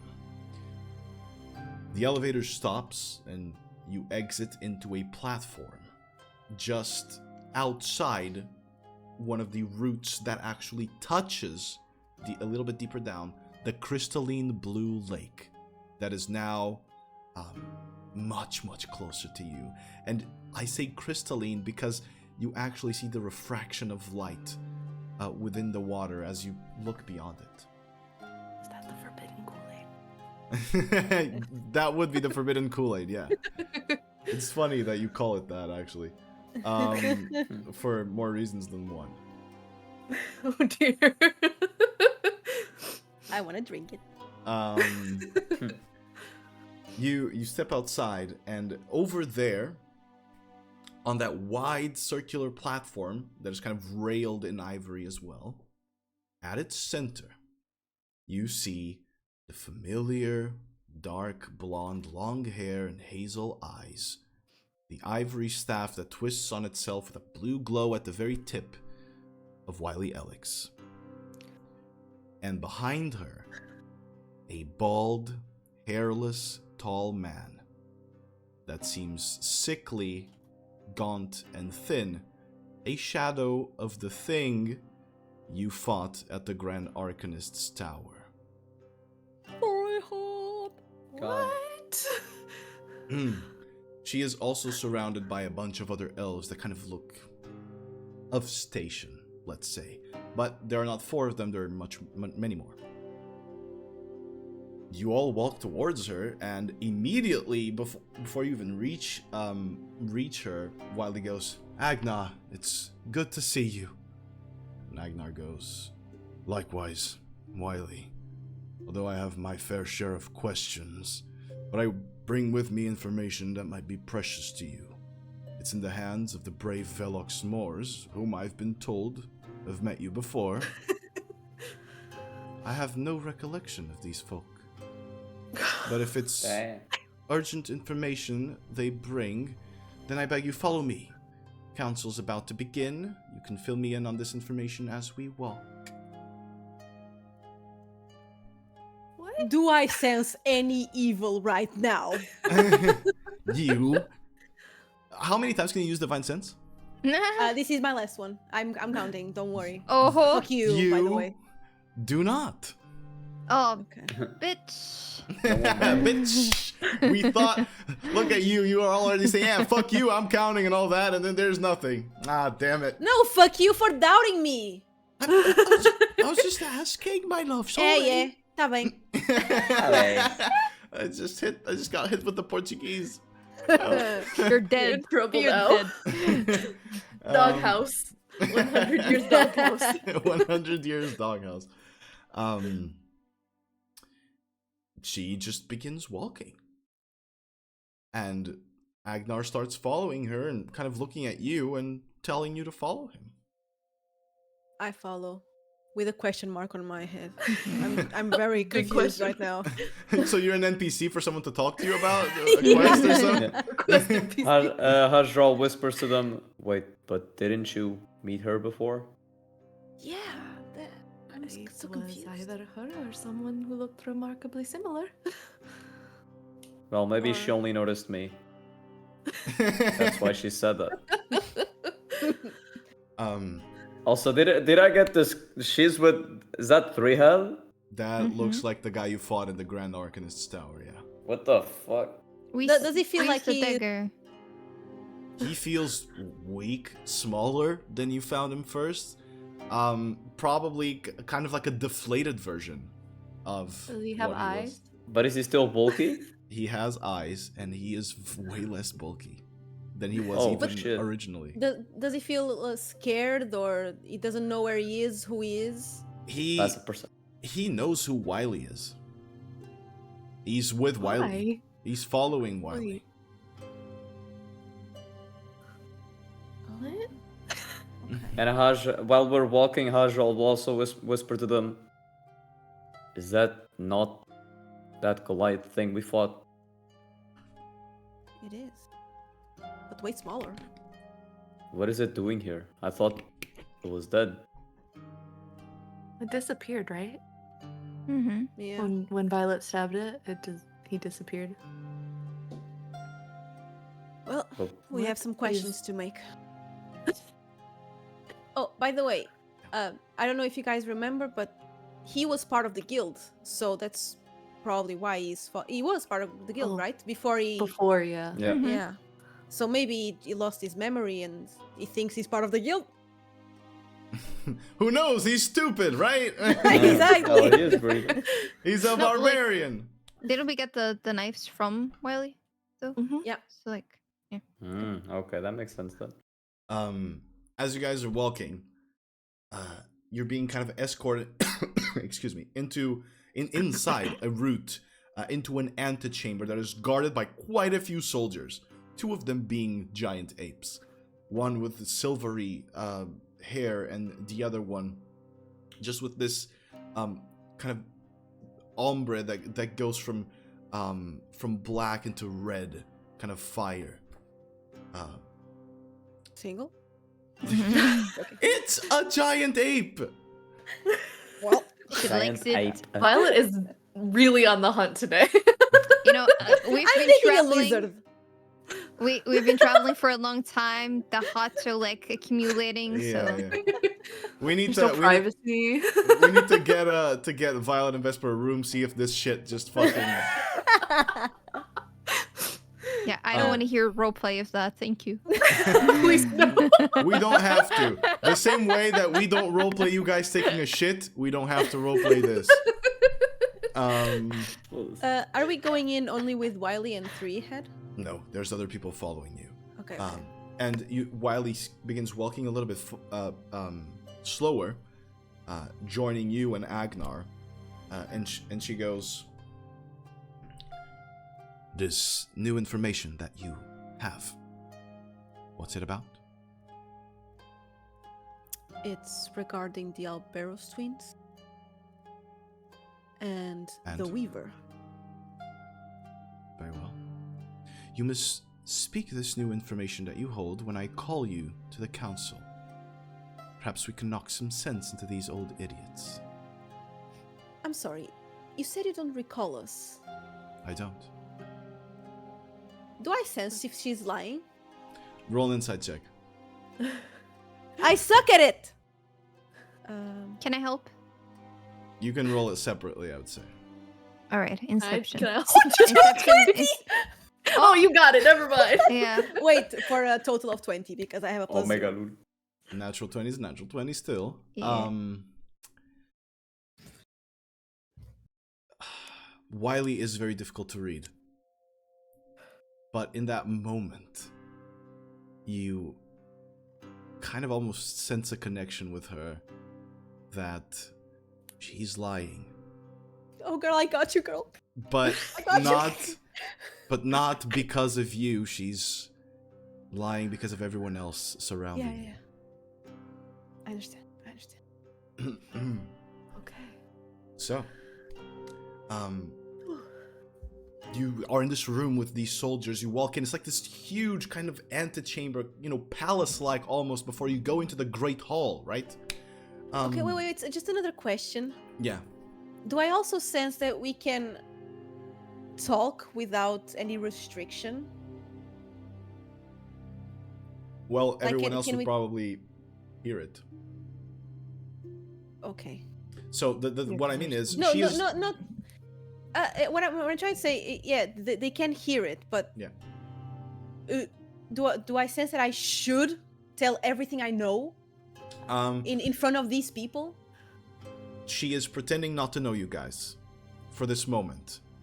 Okay. So you get with a natural 20, you'll get the sense that Wylie wants you to hold this until we get to this council. Because she wants to separate herself probably from you guys. She even when she walked a little slightly further back, she's still keeping distance away from you. She then darts immediately ahead of you, keeping distance again. And Agnar tells you, and he kind of holds you back and says, kind of the let her cook Yeah. situation. Okay. So you reach the end of this antechamber, and then the gates into another room open as roots grow into the gates and begin to push them open. A few people that waited in this chamber, aside from the ones that were following you, begin to walk in. They all seem kind of noble in appearance, but a lot of people here in Frumh do. They kind of look very alien to the world, like kind of very detached, living their own thing. But these seem, once again, of station, the ones that are there. Wylie guides you inside this next chamber, and you enter a chamber of ivory and green, around which there are seats carved out of that ivory wood, kind of like an amphitheater sort of deal. There's growth inside of this enormous chamber as well. This impossible growth. Trees that come out of the hollow roots walls, and then whose roots descend into the room as well. There are carved designs on the floor, which is open at the center, the very center of this kind of, amphitheater sort of deal. The ground is open, revealing a pool of crystalline blue water. Way beneath, but the light still kind of oozes out of it. Beyond you, opposite from you, there are 4 chairs that sit embedded into 4 trees. And sitting on those chairs, there are the Asterai. I would like a quick history check. I'm gonna go ahead and give this one to Emily, please. Yes. 28. I might as well just not even ask you to roll. I'll just give the information. The Asterai are quite possibly the most powerful druids in the entire world. The Asterai are old, very old, and wise. Or so it is rumored. Apparently, according to Wylie, they're old idiots, so different sources of information, different opinions. But they are of all of the circles in the druidic circles inside of Nad'ar, which would be the circle of the root, the circle of the watcher, the circle of the cosmos, and the circle of the keeper.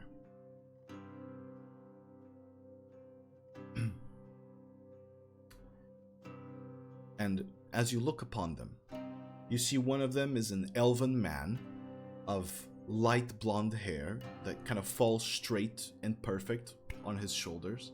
He wears long, light green robes with golden roots that extend to the very tips.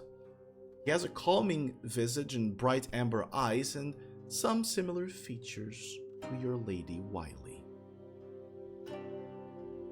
Then there is a woman with long, reddish brown hair that is kind of spiked almost like a lion's mane.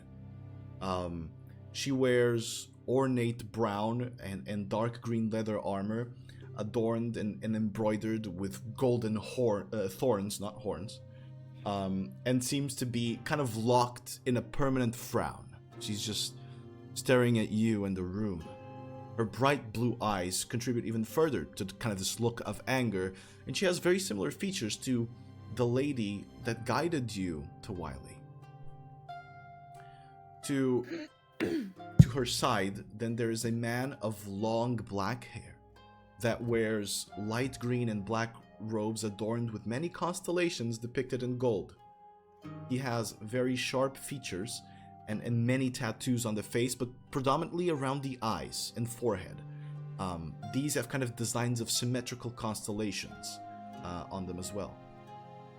And finally, lastly, there's another woman with long, bright red hair whose attire seems a lot more relaxed. She wears light green, simple tunic and brown furs, and has a very honest and soft face. She has orange eyes that move around way too much compared to everyone else. She just seems distracted by, lights, a little leaf falling from one of the trees inside the space.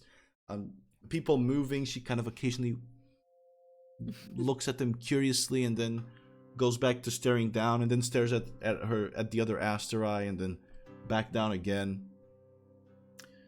There's a moment of pause that happens before the first man, the one with similar features to Wylie, stands. All the others stand as well, including everybody that has taken their seats. Wylie guides you, the tall Goliath man, hairless totally, completely, and Agnar, she guides all of you to the center, close to that circle, or to that opening from where the lake shines up on the room. The first man goes. The archdruid of the root speaks. This council has been called forth by Wylie Eliks with urgency. The theme in discussion: the participation of Nad'ar in an uncertain war. Wylie immediately responds, "It's not uncertain, Lord Irgan, and it is the war for our world."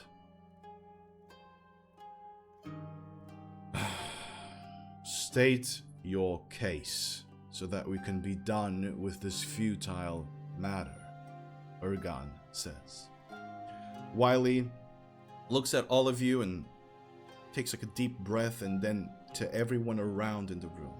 You suddenly take a moment to take the scenery in, and there are just dozens upon dozens of very straight sitting wood elves, all staring at the center of the room, all staring at you, with faces that you can barely read. And it is a little bit unsettling, but you don't feel threatened. You realize that a lot of these people, the ones that are sitting here, are much less expressive than the people you've encountered so far in town, than even the elves that escorted you here. Wylie addresses them. "People of Nad'ar, Honorable Asterai," she says, kind of with a sarcastic little smile. "The world is at the very brink of disaster. As you know well, Pelandan has fallen months ago, and with it, the Guild. The Guild Master and the Protector kept this world safe from ancient threats for a very long time, but unfortunately they were betrayed by their own." And she looks at the giant man. "Now, within the walls of the ancient free city, a nightmarish being and its followers summon horrors into our world and corrupt the minds of its denizens. I estimate there have been thousands dead and thousands more to follow. The goal of this cult is to break the world as it is, to sink it into a darkness so deep it would stop being darkness, it would turn to nothingness. They seek a second shattering, but a more powerful one where their master, the Weaver, may enter our world and do what he wishes in it." There are a few reactions in the crowd. Light whispering. Not much more. The frowning woman stands immediately. "And what evidence do you have of this, Wylie?" "Evidence? Can you not sense it? Are your seats that high and detached from our world that you don't feel its people at their brink? But if it is evidence, that you require, then I give you Thurihad, one of the members of the guild, now weakened after his mind was taken by his own friends and by the Weaver, after he was forced to betray everything he believed in. The first man, one that looks like Wylie, Lord Irgan, speaks. What do you remember, tall man? Oh, not much. Just a sense of big fear. I never felt fear before. It was always there after whatever it was that happened after I died. Scary in my head. I couldn't see anything of what I did. I only heard my own screaming. And, it was loud. I can be very loud.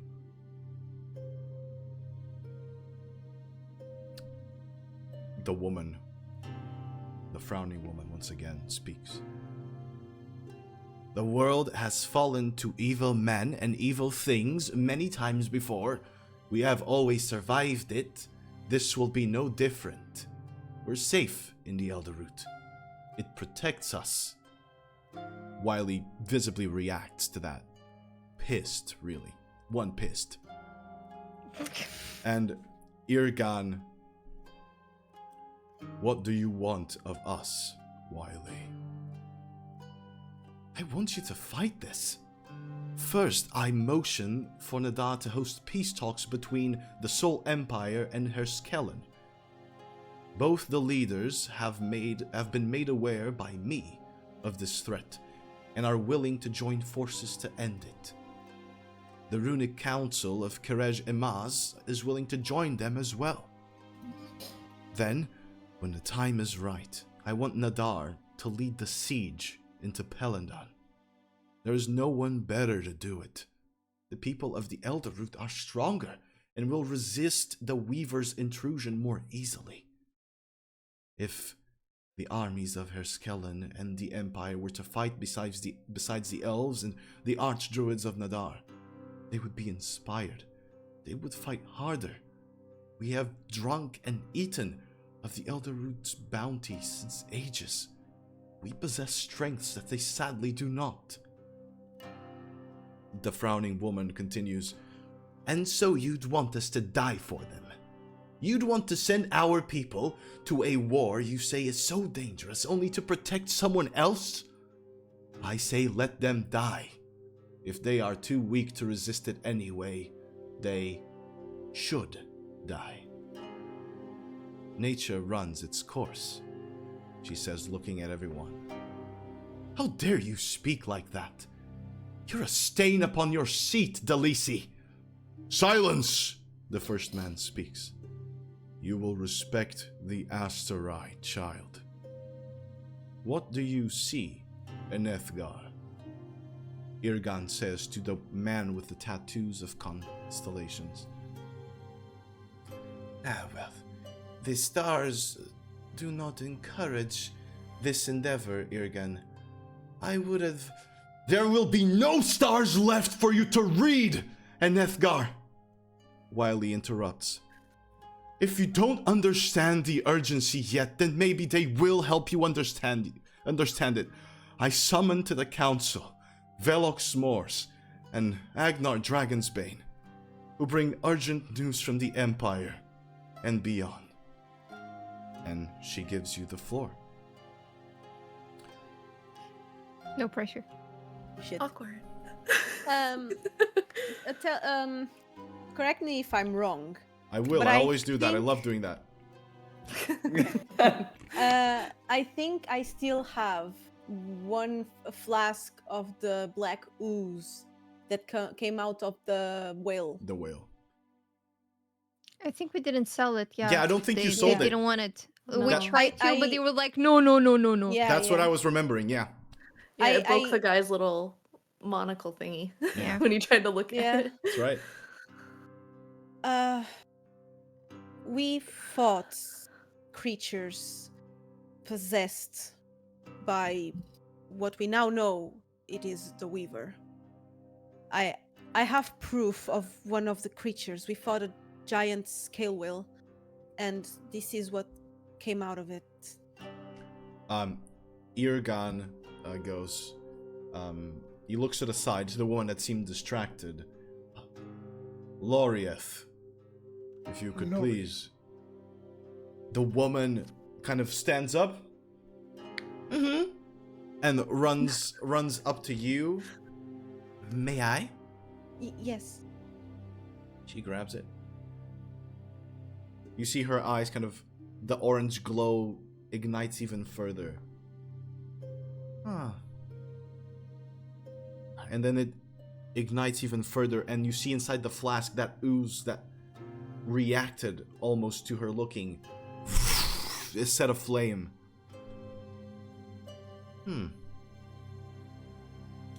Well, Irgan,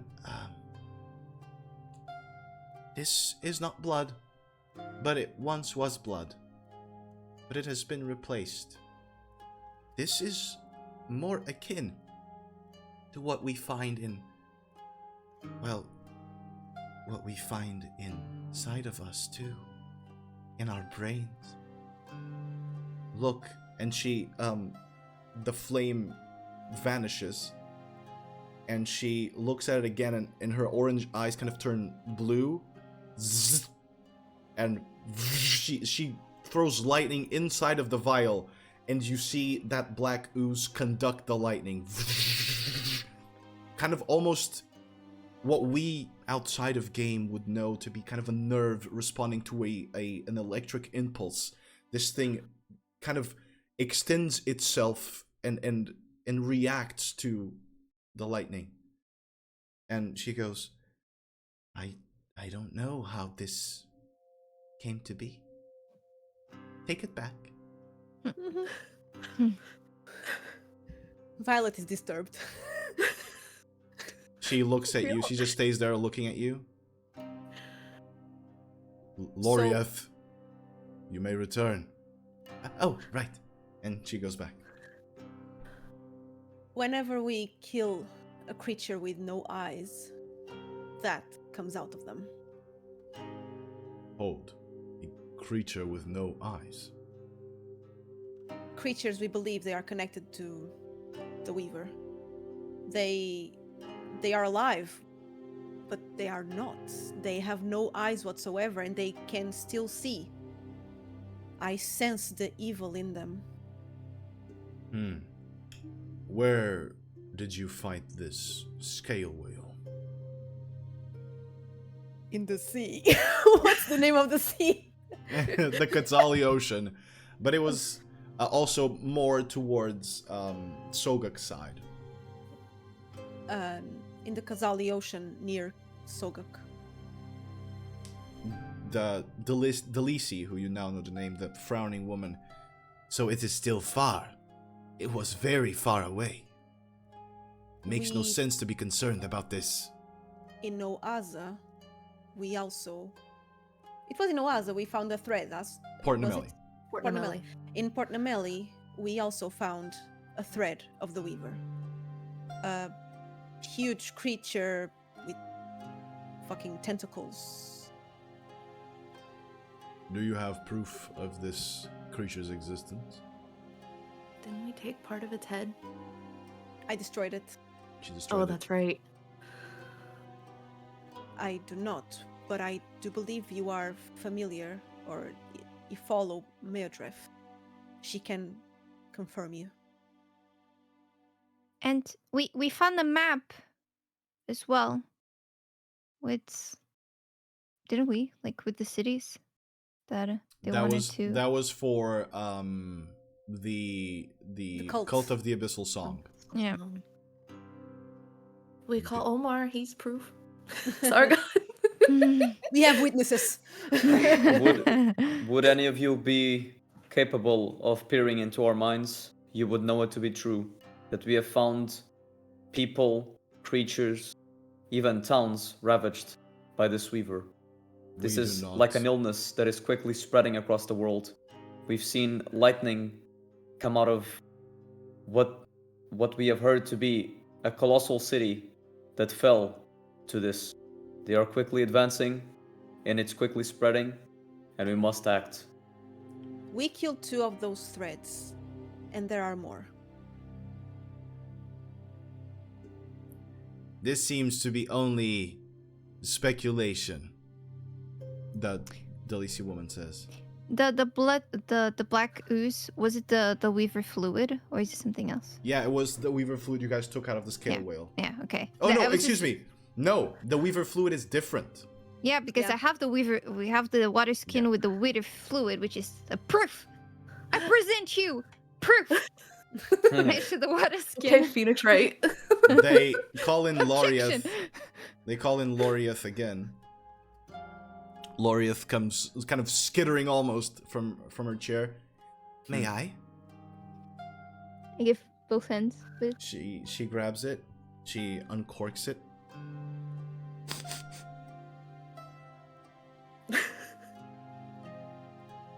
She puts it up to her eye. And you see her other eye kind of glow again.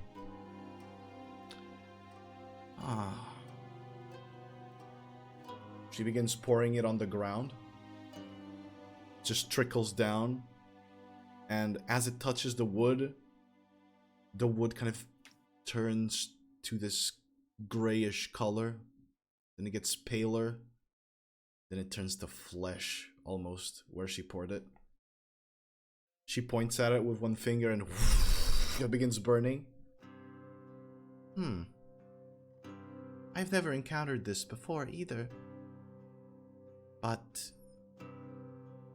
this seems to be transformative in nature.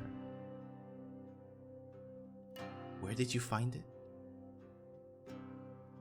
we killed the thing and collected this. It's in a pool right behind it. Yeah. And where was this?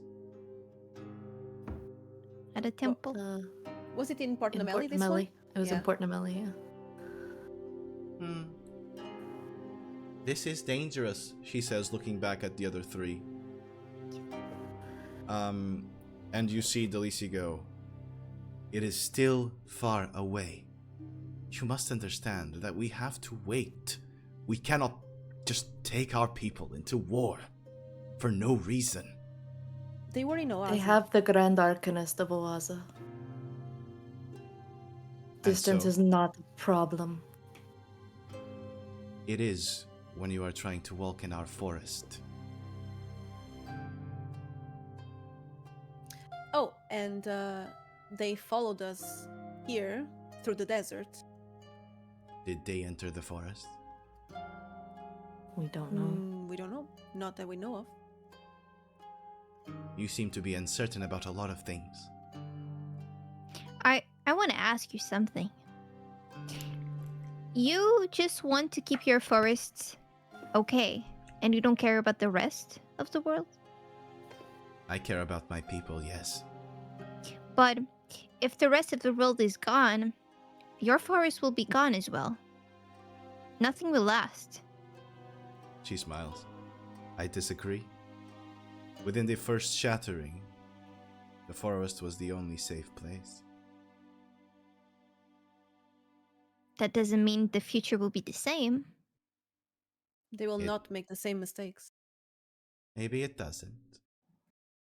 You want to take the risk? I am willing then to bet regret? on my people, yes.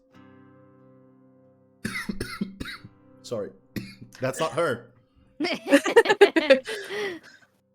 Druids are dumber than I thought. Just cocky little bastard. My gosh. Did you actually No, I say one of didn't. those things? No, no, I of did. course not. Violet said That'd be that. bad.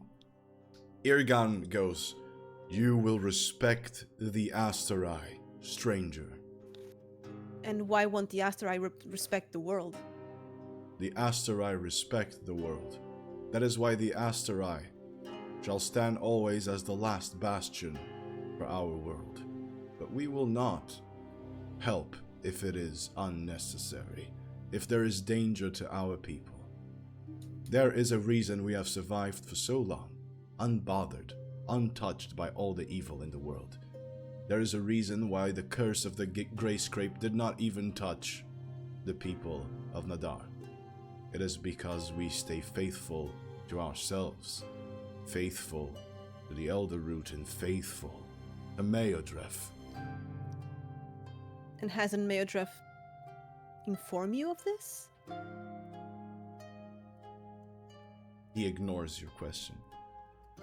And he looks at all of the others. You see Delisi wave no. You see Anethgar wave no. You see Lorieth wave or nod yes. And then he looks at you and everyone in the room. The Asterai believe there is no immediate danger. Things will remain as they are and have always been. Wylie immediately runs forward. You're all fools. The loss of you. And how can you call yourself her servant, Father? Answer Violet's question. How can you call yourself Archdruid of the Root if you don't even hear her voice within you? Always afraid. Always scared. Mother would be disappointed. Take this insolent child out of our chamber! And you see the guards immediately walk inside and surround all of you. Agnar, you now notice, is kind of just there. Ragnar. Agnar is not at all very good with this whole big crowds thing. And he says, that was a worthy effort. But we should know when to stop. Okay. And he continues being escorted out. And Wylie is escorted out with you. All the other people of station kind of stay inside the room. The gates close upon this great hall, upon this chamber. And Wylie just paces back and forth and hits her staff on the ground. Thorihad kind of approaches her. Wylie, are you alright? Did that not go the way you wanted it to? And Wylie goes, no, Thorihad, it went the opposite of what I wanted it to go. But I'm alright. As for all of you, I believe I owe you an explanation. You have your questions. Ask away. Is it possible that your father is affected by the Weaver already? No. And is dooming this whole place? My father's would be incapable of even being seen by someone like the Weaver. Or something. My father, as do most of the Archdruids of the Asterai, work very well on instinct. If their instincts are of the protective kind, which just so happens to be true, they tend to ignore everything else and just protect the people.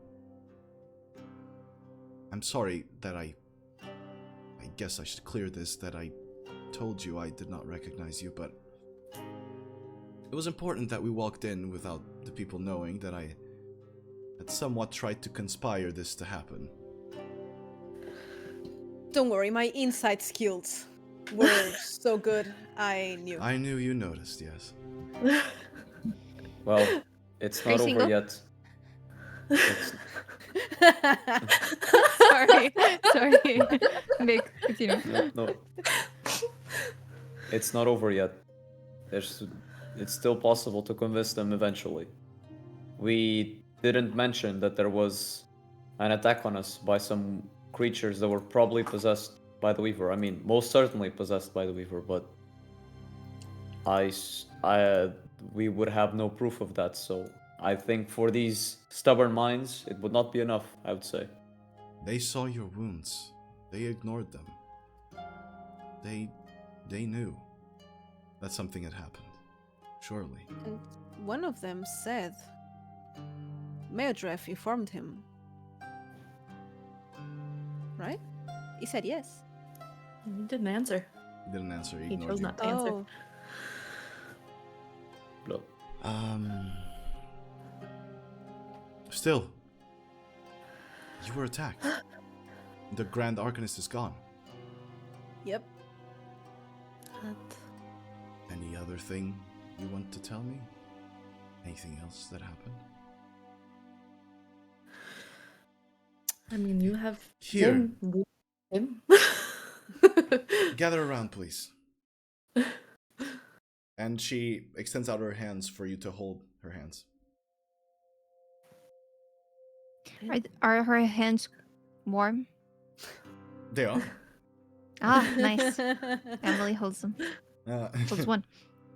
You guys all kind of circle around. Thuri had places hand on her shoulder, and whoosh, you all vanish and whoosh, reappear in kind of a what seems to be a dining hall of beautiful elven furniture with carving designs of trees and leaves and plants, and a fireplace that glows blue.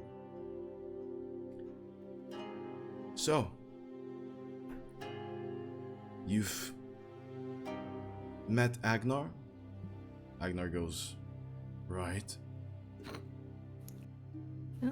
Did anything come from you meeting Agnar? Like what? She just looks narrowly at all of you. I look Emily. back as well. We're all looking at Emily. Yeah. I can't say though. I can't I can't say that, you know. She goes, do you know it, Emily? No what? And she starts like blushing. Oh. Agnar steps in and goes, she knows it. How did you? Well, I suppose it's time. Lord, You all had had to meet Agnar and learn this song. He wouldn't tell me, and she looks at Agnar, and he kind of turns his head. Nor would Aiden ever do it. It's not my role, nor my burden to bear, and so I planned according to what I knew would be most likely to happen. As I'm sure you now know, the song is tied to another prophecy. A prophecy that speaks of 4. Uh-huh. I thought Aiden already had his 4, but I was wrong. She pauses for a moment and looks at Thurihad. Aiden always believed that he had to do it all alone. He always said that part of the prophecy couldn't be right. That he wouldn't want to place anyone else in danger, and so he never revealed the song to these 4. Nor did he ever try to even befriend them. As it turns out, it was for the best. And Thurihad kind of nods. In his stubbornness, he was committed to go to his fate alone after Pelandan fell. But I convinced him to run and wait. And I gambled. I knew he would be found and captured soon enough. And that would maybe reveal some things to me and to the world. If the Weave made themselves known in some way, then maybe I could let the world, or I could get the world to fight them. And so, I watched him get captured. I watched Aiden let himself get captured. And she looks at Agnar in that moment and... Wylie, you could have saved him. Maybe. Still, something good came out of it. Aiden did not have his 4, so I took another gamble in the 4 of you. Although, I see now that there are different people here than the ones that started. I hope the old gnome is still alive. He was staying behind in Sogok last we've heard from him. There was another child that needed him more. Well, doesn't matter. You found your 4th. I knew in my heart that you had to see everything for yourselves, that you had to feel the power of this thing we're fighting, to feel what it's like to be this close to the end. And so I guided you only loosely, praying that you would find your way, that the 4 would be embodied in you. I hoped that the twins would obsess over you and where you were going, and hopefully not notice what was happening. The Grand Arcanist would have been an incredible asset, but you, my friends, you're way more important. You'll have to make the choice at the end. From what I've seen so far, I'm confident you'll make the right one. Besides, I had hoped that the Grand Arcanist being taken would be enough to push the Asterai into action. Clearly it wasn't.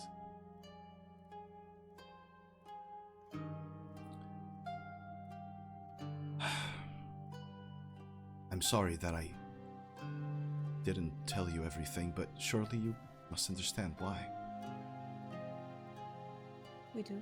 But what about the no magic teleporting? How else would you see what is out there if you had just gone here or into Oaza by teleporting? The Asterai and even the people of Nad'ar, they don't leave this place. If they only dared to walk the streets of our world out there, they would know that it needs them. I needed you to feel that. So we are bound to save a world that doesn't know it needs to be saved. Just like Aiden. I suppose.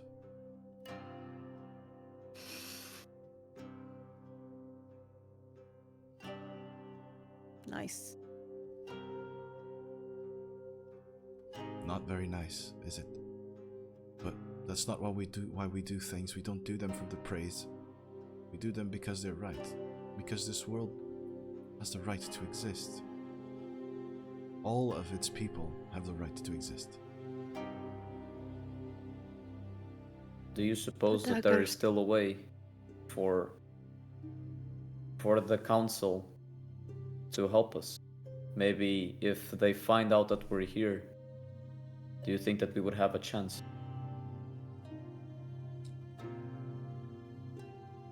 If that is a good point. If maybe the Weave were to find out that you were here. But, I mean, the Elderroot twins got the Grand Arcanist. I'm almost positive that their interest in you has been lost. I'm not sure about that because we were followed. We were attacked during the desert. Right. They tried to kill Emily. Yeah. Emily? Yeah. Why? They went this dog. The song? They know you have Yeah. the song? Maybe I'm trying to keep it very, very protected, but I feel like they want it. Do they know They tr- the lyrics to the song? No. Okay. So, exactly what do they know, Emily? This is very important. I think they know that I know. And every time I, they reach for me, I feel like they try to access the memory where I found the song.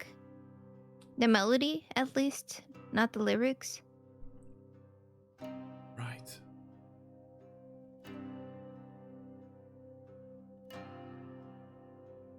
Then maybe there's a way. See, Don't kill me, please. Hazral puts his hand on Emily's shoulders like to comfort her. It's gonna be alright, Emily. I am- Don't worry.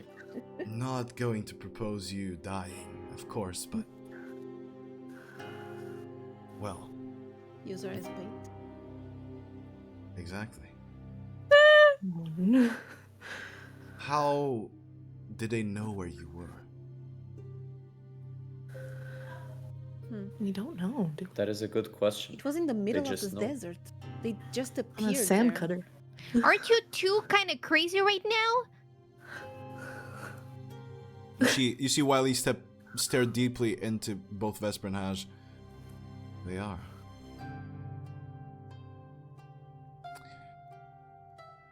Well, that can still be used to our advantage. If they think you're corruptible. But how many of them have you seen? We saw this guy So- that's with you. Hi. I'm sorry, I heard that well- I hurt you. It's a little fine. bit. You put up a We're- good fight.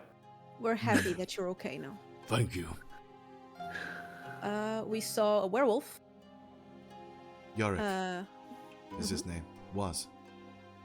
Kelana. We saw the I elf. think she said her name. Kelana. She has and- seen you. Yeah, Then, and her indeed, friend. there's something to worry about. Oh, and we saw the big guy, the Orc? Gogi, the orc. You Yeah. don't know his name, but yes. Yeah. She'll So, say Gogi.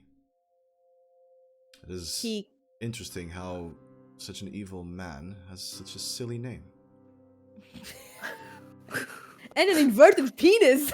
You don't know that. X-ray vision. Single? Is he single? Third head goes, and an inverted penis.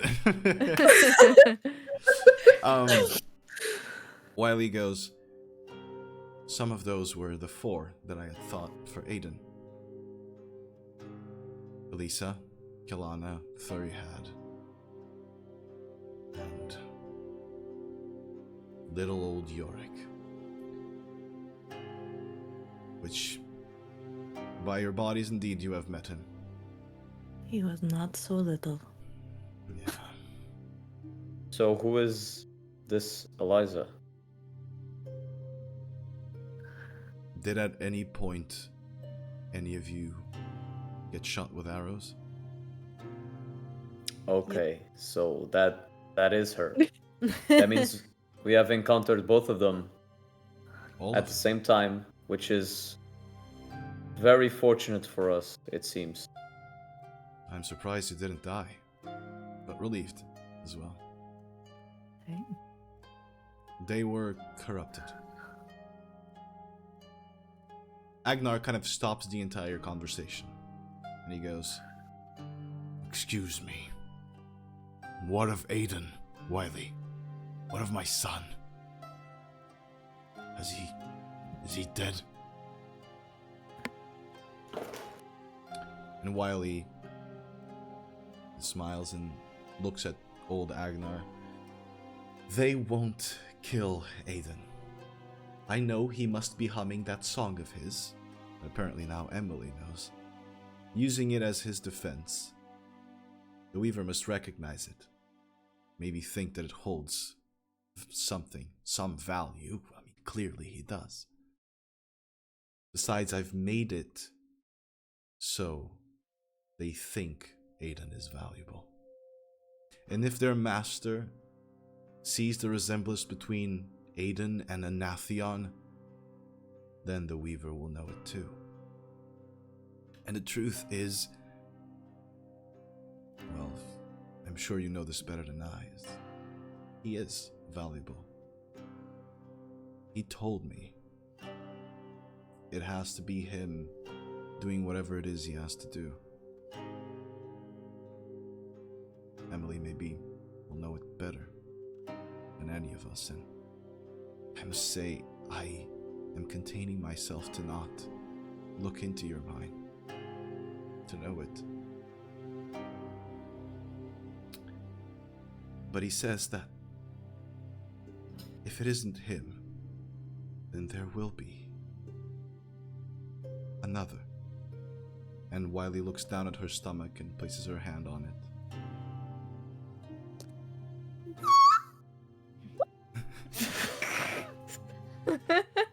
I don't know what this choice you have to make entails for Aiden. I don't know what will happen to him, although I have my suspicions. But I know he needs to do this if our son is to be free of this destiny.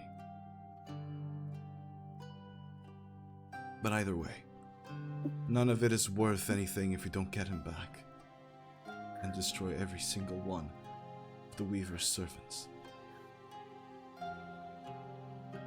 Emily, we need that bait. Would you be willing to open your mind to them and let them attack here? Maybe that will wake up the Asterai. If you all want me to be bait, I shall become bait. And I bow. But Emily might be too dangerous. They know that we're with her, and any one of us would suffice.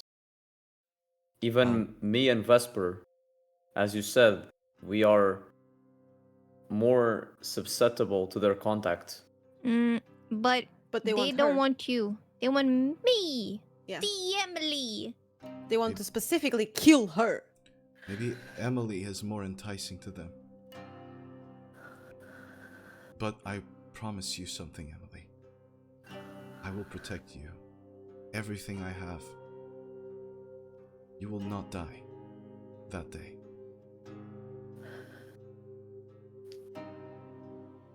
But What? Yes. No, you go ahead. No, it's not. It's not for Wylie. What was Agnar's reaction? Did he know that she was pregnant? Agnar, as you have He's noticed, processing. as you have noticed, He he's not hasn't very talked to good. his son in ages, so yeah. He is in shock right now. Oh, sitting- Grandpa. He's gonna just- be a grandpa. He's sitting back in his chair, kind of running his hand through his hair and thinking. And as Wylie is about to talk, he goes, "I'm sorry, but I'm going to be a grandfather." He's a gilf. Way to do it. And Wylie goes, "Yes, Agnar, you are. If everything goes well. I'm afraid that I will take your grandson to every fight from now on. I have done too much talking." And Agnar says, "We are dragons, Banes. We are born from the fire, and into it we shall go." Wylie says, "Before we do anything else, we have to find out what their next step is. Even if they are to come here, we can't be blind as to what they'll do next. Even if we succeed in protecting Emily. I am blind now. I knew that the Elderroot twins would want the Grand Arcanist as soon as you were close to her. She is the most enticing there. So, we need to think. All of us. I am afraid that all my knowledge, all my plans, I've been exhausted at this very moment.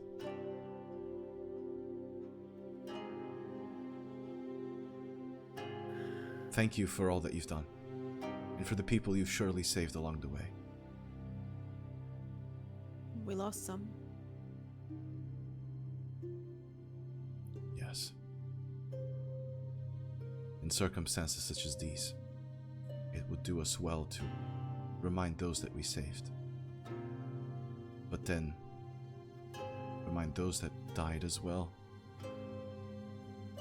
so that we can avenge them. I like the way you talk.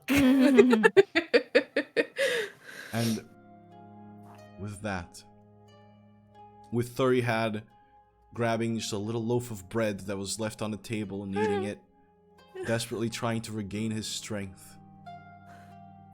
In that moment, inside of Wylie's house, under the blue glow of her fire, that is where we're going to end today's session. Nice. Read. Well done, guys. Oh, You made a compelling case against the Asterai. Sadly, there's some bitches in there. What the fuck? yeah, seriously. A lot of bitches. I like the cool one that did stuff with her eyes. Lorieth, yes. Yeah. I like her too. I don't like a the other ones. nerd. Yeah, I don't like the other ones that much. Then But don't create them. Nice, good Make one. them. I have to. They're part of me too. I am also secretly deep inside a bitch. Your and- demons. Yeah, these are all my Deep demons. Everything I'm throwing at you in the campaign, like all the bad shit, that's all, evil me.